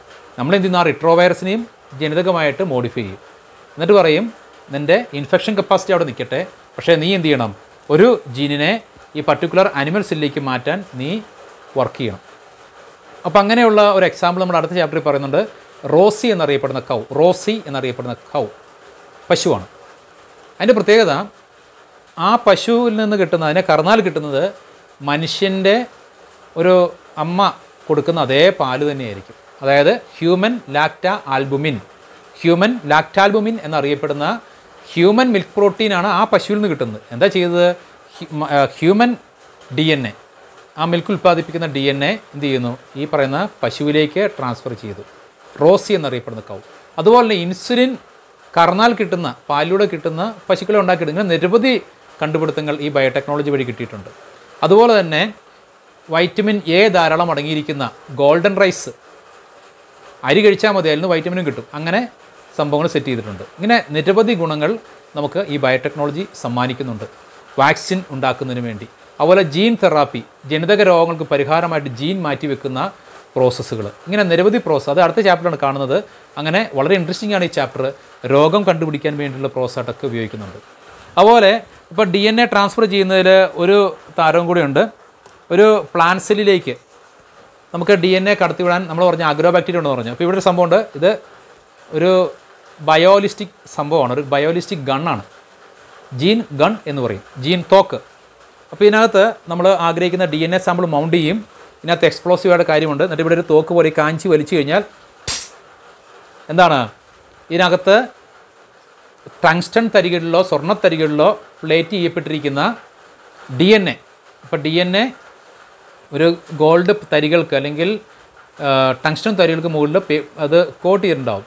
അതിവിടെ വെച്ച് ഈ ഭാഗത്ത് പ്ലാന്റ് സെല്ലിലൂടെ വെച്ച് കഴിഞ്ഞാൽ, നമ്മളിവിടുന്ന് ഷൂട്ട് ചെയ്ത് കഴിഞ്ഞാൽ ഇതിനകത്ത് ചെറിയ തരികൾ വളരെ വേഗം ഹൈ വെലോസിറ്റിയിൽ പോയി ഈ പ്ലാന്റ് സെല്ലിൽ തുളച്ച് കയറും. അപ്പോൾ ആ പോകുന്ന വഴിക്കിനകത്തേക്ക് DNA കൊടുത്തിട്ടും പോകും. അങ്ങനെയും മെക്കാനിക്കൽ സംവിധാനമുണ്ട്. പിന്നെ ഇത് കൂടാതെ ഇത് ജീൻ ഗൺ എന്നറിയപ്പെടുന്ന ഒരു ഡിവൈസാണ്. എന്താണ്, ഒരു മെക്കാനിക്കലായിട്ട് ജീനിനെ കടത്തിവിടാൻ വേണ്ടി ഉപയോഗിക്കുന്നത്. അതുപോലെ പിന്നെയുള്ളത് മൈക്രോ സിറിഞ്ചാണ്. മൈക്രോസ്കോപ്പിൽ കൂടെ നോക്കിയാൽ കാണാവുന്ന പോലെ മൈക്രോ സിറിഞ്ച്, ഇതേപ്പോൾ വലിപ്പത്തിൽ കാണിച്ചാൽ ഈ സിറിഞ്ച് ഉപയോഗിച്ച് എന്ത് ചെയ്യുന്നു, ഒരു സെല്ലിലേക്ക് DNA തുളച്ച് ഇഞ്ചക്റ്റ് ചെയ്യും. നമ്മൾ ഫോറിൻ DNA ഒരു സെല്ല് തുളച്ച് അതിൻ്റെ ന്യൂക്ലിയസിനകത്തേക്ക് തുളച്ച് കയറും. അപ്പോൾ എന്താണ്, മൈക്രോ സിറിഞ്ച്, മൈക്രോ ഇഞ്ചക്ഷൻ എന്ന് പറഞ്ഞൊരു സംവിധാനം. പിന്നെ പറഞ്ഞ പോലെ ഇതിൻ്റെ പേരെന്തായിരുന്നു, ബയോലിസ്റ്റിക് അല്ലെങ്കിൽ ജീൻ ഗൺ. ഈ സംവിധാനമൊക്കെ ഉപയോഗിച്ച് DNA നമുക്ക് ഒരു ജീവിയിൽ നിന്ന് മറ്റൊരു ജീവിയിലേക്ക്, അത് പ്ലാന്റ് സെല്ലായിക്കോട്ടെ അനിമൽ സെല്ലായിക്കോട്ടെ, ട്രാൻസ്ഫർ ചെയ്യാൻ സാധിക്കും. അങ്ങനെ ട്രാൻസ്ഫർ ചെയ്ത് കഴിഞ്ഞാൽ ഈ രണ്ടിൻ്റെയും ക്വാളിറ്റി എക്സ്പ്രസ് ചെയ്യിക്കുന്ന ഒരു ചെടി അതിലുണ്ടായി വരും. അതുപോലെ തന്നെ അടുത്ത ചാപ്റ്ററിൽ കാണുന്നതാണ് BT കോട്ടൺ ബാസിലസ് തുറിഞ്ചെൻസിസ് എന്നറിയപ്പെടുന്ന ഒരിനം ബാക്ടീരിയമുണ്ട്. ഈ ബാക്ടീരിയയുടെ ഉള്ളിൽ ഒരു ടോക്സിൻ ഉണ്ടാകുന്ന ജീനുണ്ട്. നമ്മൾ എന്ത് ചെയ്യുന്നു, ആ ജീനെ ചെടികളിലേക്ക്, പുകയില ചെടിയിലേക്ക് അല്ലെങ്കിൽ വഴുതന ചെടിയിലേക്ക് കടത്തിവിടുന്നു. ആ ചെടിയിൽ അതിൻ്റെ ഓരോ കോശങ്ങളിലും ഈ ജീൻ ഉണ്ടാകും. ഈ ജീൻ എന്ത് ചെയ്യുന്നു, സ്വയമായിട്ട് ചെടികൾക്കുള്ളിൽ ഒരു ടോക്സിൻ ഉണ്ടാക്കും. ഏതെങ്കിലും കാറ്റർപില്ലർ അതിനെ അറ്റാക്ക് ചെയ്ത് കഴിഞ്ഞാൽ ഈ ടോക്സിൻ ആ ചെടിയുടെ നീരിനോടൊപ്പം സ്റ്റൊമക്കിലേക്ക് പോവുകയും അതിൻ്റെ ഗട്ടിൽ ചെന്ന് കഴിഞ്ഞാൽ അത് അതിൻ്റെ കുടൽമാല, അതിൻ്റെ അതിൻ്റെ സ്റ്റൊമക്ക്, ഇൻറ്റസ്റ്റീൻ ഒക്കെ നശിപ്പിച്ച്, അല്ലെങ്കിൽ എപ്പിത്തീരിയൽ സെൽസ് ഒക്കെ നശിപ്പിച്ച് പുഴുക്കളെ കൊല്ലും. അങ്ങനെ കുറേ രസകരമായ മേഖല കൂടെയുണ്ട്. പക്ഷേ ഓർക്കേണ്ട പ്രധാനപ്പെട്ട കാര്യം, ഈ ബയോടെക്നോളജി നമ്മൾ ആഗ്രഹിക്കുന്നത് പോലെ നമ്മുടെ ഇഷ്ടപ്രകാരം പലതും ചെയ്യാൻ സാധിക്കില്ല. കാരണം ഇത് നമ്മൾ ഉദ്ദേശിക്കുന്ന പോലുള്ള കളിയല്ല, ഒരു കുട്ടിക്കളിയല്ല. അതുകൊണ്ട് തന്നെ അന്താരാഷ്ട്ര ഒരു കമ്മിറ്റിയുണ്ട്, ജനറ്റിക് എഞ്ചിനീയറിംഗ് അപ്രൂവൽ കമ്മിറ്റി. ഈ കമ്മിറ്റിയുടെ പെർമിഷൻ കൂടാതെ, അനുമതി കൂടാതെ നമുക്കൊന്നും ചെയ്യാൻ സാധിക്കുകയില്ല. അപ്പോൾ ഇത്രയും കാര്യമാണ് ഇന്ന് പറയുന്നത്. അപ്പോൾ നമ്മൾ പറഞ്ഞ കാര്യങ്ങളൊക്കെ ഓർക്കുക. ഇവ തമ്മിലുള്ള ബന്ധം എന്താണെന്ന് നിങ്ങൾക്ക് ഏകദേശം ഒരു ഐഡിയ കിട്ടിക്കാണെന്ന് കരുതുകയാണ്. ഇനി അല്പോടെ ഡീറ്റെയിൽസ് ആയിട്ട് നമുക്ക് നോർമൽ ക്ലാസ്സുകളിൽ കാണാം. ഈ ക്ലാസ് ശ്രദ്ധിച്ച എല്ലാവർക്കും നന്ദി, നമസ്കാരം. Thank you. God bless you.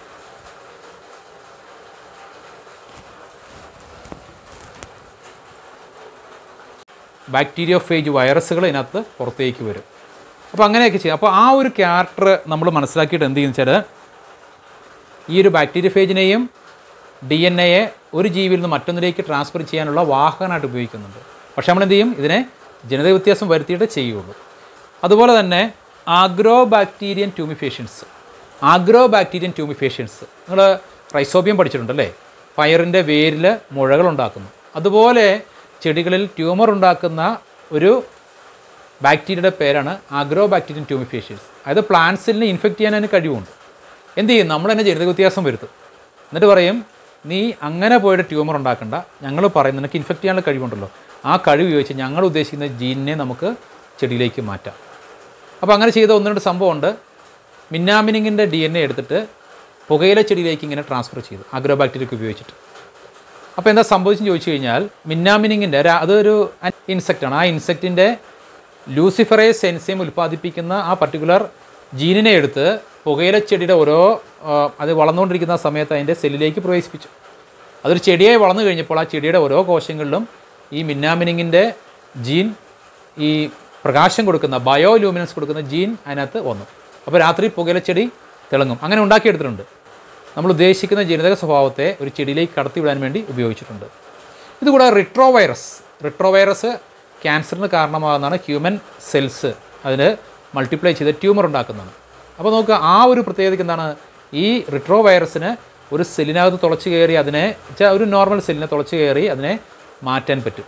നമ്മളെന്ത് ചെയ്യുന്നു, ആ റിട്രോവൈറസിനെയും ജനിതകമായിട്ട് മോഡിഫൈ ചെയ്യും.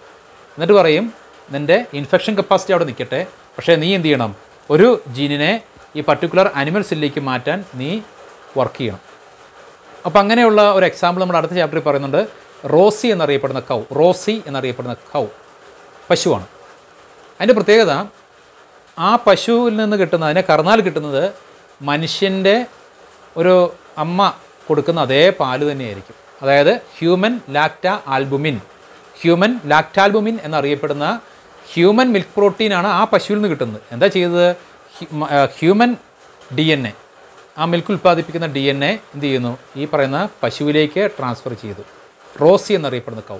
അതുപോലെ തന്നെ ഇൻസുലിൻ പാലിലൂടെ കിട്ടുന്ന പശുക്കളെ ഉണ്ടാക്കിയിട്ട് ഇങ്ങനെ നിരവധി കണ്ടുപിടുത്തങ്ങൾ ഈ ബയോടെക്നോളജി വഴി കിട്ടിയിട്ടുണ്ട്.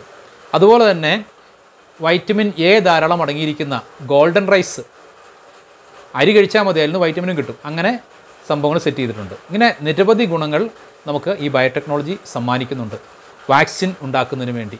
അതുപോലെ ജീൻ തെറാപ്പി, ജനിതക രോഗങ്ങൾക്ക് പരിഹാരമായിട്ട് ജീൻ മാറ്റിവെക്കുന്ന പ്രോസസ്സുകൾ, ഇങ്ങനെ നിരവധി പ്രോസസ്സ്. അത് അടുത്ത ചാപ്റ്ററാണ് കാണുന്നത്. അങ്ങനെ വളരെ ഇൻട്രസ്റ്റിംഗ് ആണ് ഈ ചാപ്റ്റർ. രോഗം കണ്ടുപിടിക്കാൻ വേണ്ടിയുള്ള പ്രോസസ്സായിട്ടൊക്കെ ഉപയോഗിക്കുന്നുണ്ട്. അതുപോലെ ഇപ്പോൾ DNA ട്രാൻസ്ഫർ ചെയ്യുന്നതിൽ ഒരു താരവും കൂടിയുണ്ട്. ഒരു പ്ലാന്റ് സെല്ലിലേക്ക് നമുക്ക് DNA കടത്തിവിടാൻ നമ്മൾ പറഞ്ഞ ആഗ്രോ ബാക്ടീരിയ ഉണ്ടെന്ന് പറഞ്ഞു. അപ്പോൾ ഇവിടെ ഒരു സംഭവമുണ്ട്. ഇത് ഒരു ബയോളിസ്റ്റിക് സംഭവമാണ്, ഒരു ബയോളിസ്റ്റിക് ഗണ്ണാണ്. ജീൻ ഗൺ എന്ന് പറയും, ജീൻ തോക്ക്. അപ്പോൾ ഇതിനകത്ത് നമ്മൾ ആഗ്രഹിക്കുന്ന DNA സാമ്പിൾ മൗണ്ട് ചെയ്യും. ഇതിനകത്ത് എക്സ്പ്ലോസീവായിട്ട് കാര്യമുണ്ട്. എന്നിട്ട് ഇവിടെ ഒരു തോക്ക് പോലെ കാഞ്ചി വലിച്ചു കഴിഞ്ഞാൽ എന്താണ്, ഇതിനകത്ത് ടങ്സ്റ്റൺ തരികളിലോ സ്വർണ്ണത്തരികളിലോ പ്ലേറ്റ് ചെയ്യപ്പെട്ടിരിക്കുന്ന DNA, ഇപ്പോൾ DNA ഒരു ഗോൾഡ് തരികൾക്ക് അല്ലെങ്കിൽ ടങ്സ്റ്റൺ തരികൾക്ക് മുകളിൽ അത് കോട്ട് ചെയ്തിട്ടുണ്ടാവും. അതിവിടെ വെച്ച് ഈ ഭാഗത്ത് പ്ലാന്റ് സെല്ലിലൂടെ വെച്ച് കഴിഞ്ഞാൽ, നമ്മളിവിടുന്ന് ഷൂട്ട് ചെയ്ത് കഴിഞ്ഞാൽ ഇതിനകത്ത് ചെറിയ തരികൾ വളരെ വേഗം ഹൈ സ്പീഡിൽ ഹൈ വെലോസിറ്റിയിൽ പോയി ഈ പ്ലാന്റ് സെല്ലിൽ തുളച്ച് കയറും. അപ്പോൾ ആ പോകുന്ന വഴിക്കിനകത്തേക്ക് DNA കൊടുത്തിട്ടും പോകും. അങ്ങനെയും മെക്കാനിക്കൽ സംവിധാനമുണ്ട്. പിന്നെ ഇത് കൂടാതെ ഇത് ജീൻ ഗൺ എന്നറിയപ്പെടുന്ന ഒരു ഡിവൈസാണ്. എന്താണ്, ഒരു മെക്കാനിക്കലായിട്ട് ജീനിനെ കടത്തിവിടാൻ വേണ്ടി ഉപയോഗിക്കുന്നത്. അതുപോലെ പിന്നെയുള്ളത് മൈക്രോ സിറിഞ്ചാണ്. മൈക്രോസ്കോപ്പിൽ കൂടെ നോക്കിയാൽ കാണാവുന്ന പോലെ മൈക്രോ സിറിഞ്ച്, ഇതേ വലിപ്പത്തിൽ മുമ്പ് കാണിച്ച് വലിപ്പത്തിൽ കാണിച്ചാൽ ഈ സിറിഞ്ച് ഉപയോഗിച്ച് എന്ത് ചെയ്യുന്നു, ഒരു സെല്ലിലേക്ക് DNA തുളച്ച് ഇഞ്ചക്റ്റ് ചെയ്യും. നമ്മൾ ഫോറിൻ DNA ഒരു സെല്ല് തുളച്ച് അതിൻ്റെ ന്യൂക്ലിയസിനകത്തേക്ക് തുളച്ച് കയറും. അപ്പോൾ എന്താണ് മൈക്രോ സിറിഞ്ച്, മൈക്രോ ഇഞ്ചക്ഷൻ എന്ന് പറഞ്ഞൊരു സംവിധാനം. പിന്നെ പറഞ്ഞ പോലെ ഇതിൻ്റെ പേരെന്തായിരുന്നു, ബയോബ്ലാസ്റ്റ്, ബയോലിസ്റ്റിക് അല്ലെങ്കിൽ ജീൻ ഗൺ. ഈ സംവിധാനമൊക്കെ ഉപയോഗിച്ച് DNA നമുക്ക് ഒരു ജീവിയിൽ നിന്ന് മറ്റൊരു ജീവിയിലേക്ക്, അത് പ്ലാന്റ് സെല്ലായിക്കോട്ടെ അനിമൽ സെല്ലായിക്കോട്ടെ, ട്രാൻസ്ഫർ ചെയ്യാൻ സാധിക്കും. അങ്ങനെ ട്രാൻസ്ഫർ ചെയ്ത് കഴിഞ്ഞാൽ ഈ രണ്ടിൻ്റെയും ക്വാളിറ്റി എക്സ്പ്രസ് ചെയ്യിക്കുന്ന ഒരു ചെടി അതിലുണ്ടായി വരും. അതുപോലെ തന്നെ അടുത്ത ചാപ്റ്ററിൽ കാണുന്നതാണ് BT കോട്ടൺ ബാസിലസ് തുറിഞ്ചെൻസിസ് എന്നറിയപ്പെടുന്ന ഒരിനം ബാക്ടീരിയമുണ്ട്. ഈ ബാക്ടീരിയയുടെ ഉള്ളിൽ ഒരു ടോക്സിൻ ഉണ്ടാകുന്ന ജീനുണ്ട്. നമ്മൾ എന്ത് ചെയ്യുന്നു, ആ ജീനെ ചെടികളിലേക്ക്, പുകയില ചെടിയിലേക്ക് അല്ലെങ്കിൽ വഴുതന ചെടിയിലേക്ക് കടത്തിവിടുന്നു. ആ ചെടിയിൽ അതിൻ്റെ ഓരോ കോശങ്ങളിലും ഈ ജീൻ ഉണ്ടാകും. ഈ ജീൻ എന്ത് ചെയ്യുന്നു, സ്വയമായിട്ട് ചെടികൾക്കുള്ളിൽ ഒരു ടോക്സിൻ ഉണ്ടാക്കും. ഏതെങ്കിലും കാറ്റർപില്ലർ അതിനെ അറ്റാക്ക് ചെയ്ത് കഴിഞ്ഞാൽ ഈ ടോക്സിൻ ആ ചെടിയുടെ നീരിനോടൊപ്പം സ്റ്റൊമക്കിലേക്ക് പോവുകയും അതിൻ്റെ ഗട്ടിൽ ചെന്ന് കഴിഞ്ഞാൽ അത് അതിൻ്റെ സ്റ്റൊമക്ക് ഇൻറ്റസ്റ്റീനൊക്കെ നശിപ്പിച്ച് അല്ലെങ്കിൽ എപ്പിത്തീരിയൽ സെൽസൊക്കെ നശിപ്പിച്ച് പുഴുക്കളെ കൊല്ലും. അങ്ങനെ കുറേ രസകരമായ മേഖല കൂടെ ഉണ്ട്. പക്ഷേ ഓർക്കേണ്ട പ്രധാനപ്പെട്ട കാര്യം, ഈ ബയോടെക്നോളജി നമ്മൾ ആഗ്രഹിക്കുന്നത് പോലെ നമ്മുടെ ഇഷ്ടപ്രകാരം പലതും ചെയ്യാൻ സാധിക്കില്ല. കാരണം ഇത് നമ്മൾ ഉദ്ദേശിക്കുന്ന പോലുള്ള കളിയല്ല, ഒരു കുട്ടിക്കളിയല്ല. അതുകൊണ്ട് തന്നെ അന്താരാഷ്ട്ര ഒരു കമ്മിറ്റിയുണ്ട്, ജനറ്റിക് എഞ്ചിനീയറിംഗ് അപ്രൂവൽ കമ്മിറ്റി. ഈ കമ്മിറ്റിയുടെ പെർമിഷൻ കൂടാതെ, അനുമതി കൂടാതെ നമുക്കൊന്നും ചെയ്യാൻ സാധിക്കുകയില്ല. അപ്പോൾ ഇത്രയും കാര്യമാണ് ഇന്ന് പറയുന്നത്. അപ്പോൾ നമ്മൾ പറഞ്ഞ കാര്യങ്ങളൊക്കെ ഓർക്കുക. ഇവ തമ്മിലുള്ള ബന്ധം എന്താണെന്ന് നമുക്ക് ഏകദേശം ഒരു ഐഡിയ കിട്ടിക്കാണെന്ന് കരുതുകയാണ്. ഇനി അല്പോടെ ഡീറ്റെയിൽസ് ആയിട്ട് നമുക്ക് നോർമൽ ക്ലാസ്സുകളിൽ കാണാം. ഈ ക്ലാസ് ശ്രദ്ധിച്ച എല്ലാവർക്കും നന്ദി, നമസ്കാരം. Thank you, God bless you. അടുത്തതായിട്ട് DNA ഐസൊലേഷൻ അഥവാ isolation of genetic material, DNA നമുക്കെങ്ങനെ നോക്കാം. ഇവിടെ നമ്മൾ ചെയ്യുന്നത്, നമുക്ക് കിട്ടുന്ന ഏതെങ്കിലും പ്ലാന്റിൻ്റെ ഭാഗമോ വളരെ യങ്ങായിട്ടുള്ള ടെൻഡറായിട്ടുള്ള ലീവ്സോ അതല്ലെങ്കിൽ ഏതെങ്കിലും വളരെ ലൈവായിട്ടുള്ള സസ്യഭാഗങ്ങൾ നമ്മളെടുത്തിട്ട് ഗ്രൈൻഡ് ചെയ്യും, നല്ലപോലെ ഗ്രൈൻഡ് ചെയ്ത് പേസ്റ്റ് ആക്കും. നമ്മൾ കെമിസ്ട്രി പ്രാക്ടിക്കൽ ലാബിലൊക്കെ നമ്മളത് ഗ്രൈൻഡ് ചെയ്യുന്ന ചെറിയ ടൂളുണ്ടല്ലോ അല്ലേ. അപ്പോൾ അതിൽ നമ്മൾ ചെയ്തിട്ട് മോട്ടറിൽ വെച്ച് നമ്മൾ നല്ലപോലെ ഗ്രൈൻഡ് ചെയ്ത് പേസ്റ്റ് ആക്കും. പേസ്റ്റ് ആക്കിയിട്ട് നമ്മൾ ടെസ്റ്റ് ട്യൂബിൽ ഇടും. അപ്പം തുടക്കത്തിൽ നല്ല പച്ച നിറമായിരിക്കും. പിന്നെ നമ്മളിതിനെ എന്ത് ചെയ്യും, സെൻട്രിഫ്യൂഗ് നടത്തും. അപ്പോൾ ആദ്യത്തെ തവണ സെൻട്രിഫ്യൂഗ് നടത്തുമ്പോൾ ഇതിനകത്ത് ഏറ്റവും ഹെവി ആയിട്ടുള്ള മെറ്റീരിയലിന് അടിയിൽ അടിഞ്ഞു കൂടും. അപ്പോൾ എന്ത് ചെയ്യണം, നമ്മൾ അതിനകത്തുനിന്ന് ലൈറ്റ് വെയ്റ്റ് ആയിട്ടുള്ള സംഭവം, ആ ഹെവി ആയിരിക്കുന്നതിനകത്തുനിന്ന് ഏറ്റവും മുകളിൽ പൊങ്ങി വരുന്ന വെള്ളം പോലുള്ള ഭാഗം നമ്മൾ വേറെ ടെസ്റ്റ് ട്യൂബിലേക്ക് ഒഴിച്ചെടുക്കും. അതിനുശേഷം വീണ്ടും എന്ത് ചെയ്യും, ഇതിൽ നമ്മൾ സെൻട്രിഫ്യൂഗ് ചെയ്യും. സെൻട്രിഫ്യൂഗ് മെഷീൻ വെച്ചിട്ട് കറക്കി ഒരു 5000 10,000 ഒക്കെ ആകുമ്പോൾ പിന്നെയും വ്യത്യാസം കാണും. അപ്പോൾ സംഭവിക്കുന്ന ആദ്യത്തെ കേസിൽ ക്ലോറോപ്ലാസ്റ്റ് അതുപോലെ സെൽവാൾ സെല്ലുലോസ് ഒക്കെ അതിനകത്ത് ഇതിനടിയിൽ അടിഞ്ഞു കിടക്കും അല്ലേ. ഇപ്പോൾ നമ്മൾ രണ്ടാം തവണയും വെച്ച് കറക്കാൻ കരുതുക, ഈ സെൻട്രിഫ്യൂഗൽ മെഷീനിൽ കറക്കി വളരെ വേഗം കറക്കി കഴിയുമ്പം പിന്നീട് ഹെവി ആയിട്ടുള്ള മെറ്റീരിയൽ ഇതിനടിയിൽ അടിഞ്ഞു വരും. അപ്പോൾ ഒരു കാര്യമുണ്ട്, ഇങ്ങനെ ചെയ്യുന്നതിന് മുമ്പായിട്ട് നമ്മൾ ചെയ്യുന്നത് isolation of genetic material, DNA എങ്ങനെ നമുക്ക് ഒരു സെല്ലിൽ നിന്ന് സെപ്പറേറ്റ് ചെയ്തെടുക്കാം എന്ന് നമുക്ക് നോക്കാം. അപ്പോൾ നമുക്ക് ലഭിക്കുന്ന ചെറിയ പ്ലാന്റ്സിൻ്റെ മൈന്യൂട്ടായിട്ടുള്ള ലീവ്സ് അല്ലെങ്കിൽ ബഡ്സ് അതൊക്കെ എടുക്കാം. എന്നിട്ട് എന്ത് ചെയ്യും, നല്ലപോലെ നമുക്ക് കെമിസ്ട്രി ലാബിൽ കാണുന്ന പോലെ ഒരു ചെറിയ മോട്ടറിൽ വെച്ച് നല്ല പേസ്റ്റാക്കി ഗ്രൈൻഡാക്കി പേസ്റ്റാക്കും. പേസ്റ്റ് ആക്കുന്ന ഒപ്പം തന്നെ നമ്മൾ അതിലേക്ക് കുറച്ച് എൻസൈം ആഡ് ചെയ്യും. എന്താണെന്ന് വെച്ചാൽ സെല്ലുലൈസ് എൻസൈം നമ്മൾ ആ പേസ്റ്റിലേക്ക്, ചെടി അരക്കിയിരിക്കുന്ന അതിലേക്ക് ആഡ് ചെയ്ത് കഴിഞ്ഞാൽ അത് ഗ്രൈൻഡായിട്ട് നല്ല പേസ്റ്റ് പോലെ വരും. ഒപ്പം തന്നെ അതിൽ സെൽവാൾ ഡൈജസ്റ്റ് ആകും. പിന്നെ കൈറ്റിനേസ് ആഡ് ചെയ്യാൻ തരുത്. കൈറ്റിനേസ് ഇപ്പോൾ ഫംഗസ് പോലുള്ള വസ്തുവിൻ്റെ DNA എടുക്കണമെങ്കിൽ കൈറ്റിനേസ് ആഡ് ചെയ്ത് കഴിഞ്ഞാൽ അതിൻ്റെ സെൽവാൾ നിർമ്മിക്കപ്പെട്ടിരിക്കുന്നത് കൈറ്റിൻ കൊണ്ടാണ്. ഈ കൈറ്റിൻ ഡൈജസ്റ്റ് ആകും. ഇനി ബാക്ടീരിയ ആണെങ്കിൽ നമുക്ക് ഉപയോഗിക്കാൻ പറ്റുന്നതാണ് ലൈസോസൈം എന്ന് അപ്ലൈ ചെയ്ത് കഴിഞ്ഞാൽ ബാക്ടീരിയയുടെ സെൽവാളൊക്കെ ബ്രേക്ക് ആകും. ഇവിടെ നമ്മളൊരു പ്ലാന്റ്സ് എല്ലാം തരുന്നത് സെല്ലുലോസ് ആഡ് ചെയ്യുമ്പോൾ തന്നെ, എന്നിട്ട് നമ്മൾ നല്ലൊരു ഗ്രൈൻഡ് ചെയ്ത് പേസ്റ്റ് ആക്കി കഴിഞ്ഞിട്ട് നമ്മൾ ടെസ്റ്റ് ട്യൂബിൽ നിറയ്ക്കും. അതിനുശേഷം ഇത് എന്ത് ചെയ്യും, ഒരു സെൻട്രിഫ്യൂഗൽ മെഷീനിലേക്ക് വിടും. അപ്പോൾ ഒന്നാം തവണ സെൻട്രിഫ്യൂഗ് ചെയ്യുമ്പോൾ ഇതിനടിയിലായിട്ട് ഏറ്റവും വലിപ്പം ഹെവി ആയിട്ടുള്ള സെല്ലോസ് അതുപോലെ തന്നെ സെൽവാള് ഇതൊക്കെ ഇതിനടിയിൽ അടിഞ്ഞു വരും. എന്നിട്ട് എന്ത് ചെയ്യും, അങ്ങനെ അടിഞ്ഞ് വന്നു കഴിഞ്ഞാൽ അതിന് മുകളിൽ അടിയാതെ കിടക്കുന്ന പ്ലെയിൻ ആയിട്ടുള്ള ഒരു ലിക്വിഡ് ഭാഗമുണ്ട്, നമ്മുടെ സെൻട്രിഫ്യൂഗ് നടത്തുമ്പോൾ കിട്ടുന്നതാണ്. അത് നമ്മൾ ഈ ട്യൂബിലേക്ക് ഒഴിക്കുന്നു. അപ്പോൾ നമ്മൾ അതിൻ്റെ ഏറ്റവും തെളിഞ്ഞ ആ ഒരു ഭാഗം നമ്മൾ ഒഴിച്ച് ഇതിലേക്ക് മാറ്റിയിട്ടുണ്ട് അല്ലേ. ഇനി നമ്മൾ വീണ്ടും ഇത് സെൻട്രിഫ്യൂഗ് ചെയ്യുമ്പോൾ കുറച്ചുകൂടി വലിപ്പമുള്ള നമ്മളിതിനകത്ത് പിന്നെ ഏതാണ് റൈബോ ന്യൂക്ലിയസ് ഒക്കെ ആഡ് ചെയ്യുന്നുണ്ട്, പ്രോട്ടീസ് ആഡ് ചെയ്യുന്നുണ്ട്, പല എൻസൈംസ് ആദ്യം തന്നെ ആഡ് ചെയ്യുന്നുണ്ട്. അപ്പോൾ ഇങ്ങനെ ആഡ് ചെയ്ത് കഴിയുമ്പോഴാണ് ഇതിലോരോ ഭാഗങ്ങൾ ഡൈജസ്റ്റ് ചെയ്ത് വരിക. അപ്പോൾ ന്യൂക്ലിയസ് ആഡ് ചെയ്യുന്നു. അപ്പോൾ ഇങ്ങനെ ആഡ് ചെയ്യുമ്പോൾ എന്താണ് ഹെവിയർ ആയിട്ടുള്ള റൈബോസോംസും കുറേ കൂടി ഹെവിയർ ആയിട്ടുള്ള മൈറ്റോകോൺട്രിയൊക്കെ ഇതിനടിയിൽ ഒരു വെളുത്ത പൊടി പോലെ അടിയും, ഇതിനടിയിലായിട്ട് അടിയും. ഈ 10,000 ടൈംസ് ഒക്കെ മുകളിൽ 20,000 ടൈംസ് ഒക്കെ മുകളിൽ നമ്മൾ RPM സെൻട്രിഫ്യൂഗ് ഇങ്ങനെ വളരെ വേഗം കറക്കുമ്പോൾ ഇതിനകത്ത് എന്താണ് ഹെവി ആയിട്ടുള്ള സംഭവങ്ങൾ അടിയും. അപ്പോൾ അതിന് മുകളിലുള്ളതായ ആ ലിക്വിഡ് മെറ്റീരിയൽ നമ്മൾ എന്ത് ചെയ്യുന്നു, വീണ്ടും നമ്മൾ ടെസ്റ്റ് ട്യൂബിലേക്ക് പകർത്തൊഴിക്കും. ഓക്കെ, അങ്ങനെ എടുത്തു കഴിയുമ്പോൾ നമുക്ക് ഏറ്റവും അവസാനം കിട്ടുന്നത് വളരെ കനം കുറഞ്ഞ ഒരു വസ്തുവായിരിക്കും അല്ലേ. അതിനെന്ത് ചെയ്യുക, അതിനെ നമ്മൾ ഇത്രയും പ്രോസസ്സ് ചെയ്താൽ മതിയാവും. ആ മെറ്റീരിയലിനെ നമ്മൾ എന്ത് ചെയ്യുന്നു, ഒരു ടെസ്റ്റ് ട്യൂബിലേക്ക് ആഡ് ചെയ്യുന്നു, വലിയ ടെസ്റ്റ് ട്യൂബിലേക്ക് ആഡ് ചെയ്യുന്നത്. ഇനി നമ്മൾ ഈ പ്രോസസ്സ് നടത്തുമ്പോൾ ഇത് ലളിതമായിട്ട് ചെയ്യാൻ പറ്റുന്ന സംഭവമാണ്. ആദ്യമേ നമ്മൾ ചെയ്യുന്നത് ഒരു മെറ്റീരിയലിനെ റോ ആയിട്ട് ചെയ്യാൻ പറ്റുന്ന വെച്ചാൽ ഇതിനകത്തേക്ക് കാൽഷ്യം ക്ലോറൈഡ് ആഡ് ചെയ്യുന്നു. കുറച്ച് സമയം കഴിയുമ്പോൾ DNA ഒക്കെ അതിൽ നിന്ന് പുറത്തേക്ക് വരും, ന്യൂക്ലിയസ് ഒക്കെ ബ്രേക്ക് ചെയ്ത് പുറത്തേക്ക് കാൽഷ്യം ബേസാണ്. അതിന് ശേഷം എന്താ ചെയ്യുന്നത് വെച്ചാൽ ഇതിലേക്ക് സോഡിയം ക്ലോറൈഡ് ആഡ് ചെയ്യും. അപ്പോൾ ക്രോമസോംസ് അഴിഞ്ഞിട്ട് ക്രോമാറ്റിൻ ത്രെഡായിട്ട് മാറും. തുടർന്ന് അതിലേക്ക് ചിൽഡ് ആൽക്കഹോൾ ആഡ് ചെയ്യും. കുറച്ച് നീണ്ട പ്രോസസ്സാണ്, നമ്മുടെ ബുക്കിൽ അതില്ല എങ്കിലും ചിൽഡ് ആൽക്കഹോൾ ആഡ് ചെയ്യുമ്പോൾ ഇതിനകത്ത് നമ്മൾ പറഞ്ഞിരിക്കുന്ന DNA ഒരു നൂല് പോലെ ഇതിനടിയിൽ വരുന്നതാണ്. നമുക്കത് ആ ഭാഗം ഒന്ന് ഡെമോ ചെയ്ത് നോക്കാം. അപ്പോൾ ഒരു ഈർക്കിൽ ഞാൻ ഇതിനുള്ളിലേക്ക് ഒന്ന് പാസ് ചെയ്യിക്കുകയാണ്. അപ്പോൾ നമ്മൾ മുമ്പ് പറഞ്ഞ ആ DNA ഐസൊലേറ്റ് ചെയ്തു, അതിലേക്ക് ചിൽഡ് ആൽക്കഹോളോട് ഒഴിച്ച് കഴിഞ്ഞപ്പോൾ DNA ഏറ്റവും അടിയിൽ ഇതുണ്ടോ, നൂല് പോലെ കിടപ്പുണ്ടാവും, നൂല് പോലെ. ഇത് നമുക്ക് ഒരു സൂചി വെച്ച് കഴിഞ്ഞാൽ ഒരു ചെറിയ നീഡിലെടുത്ത് കഴിഞ്ഞാൽ നമുക്കതിനെ ഉയർത്തിയെടുക്കാം.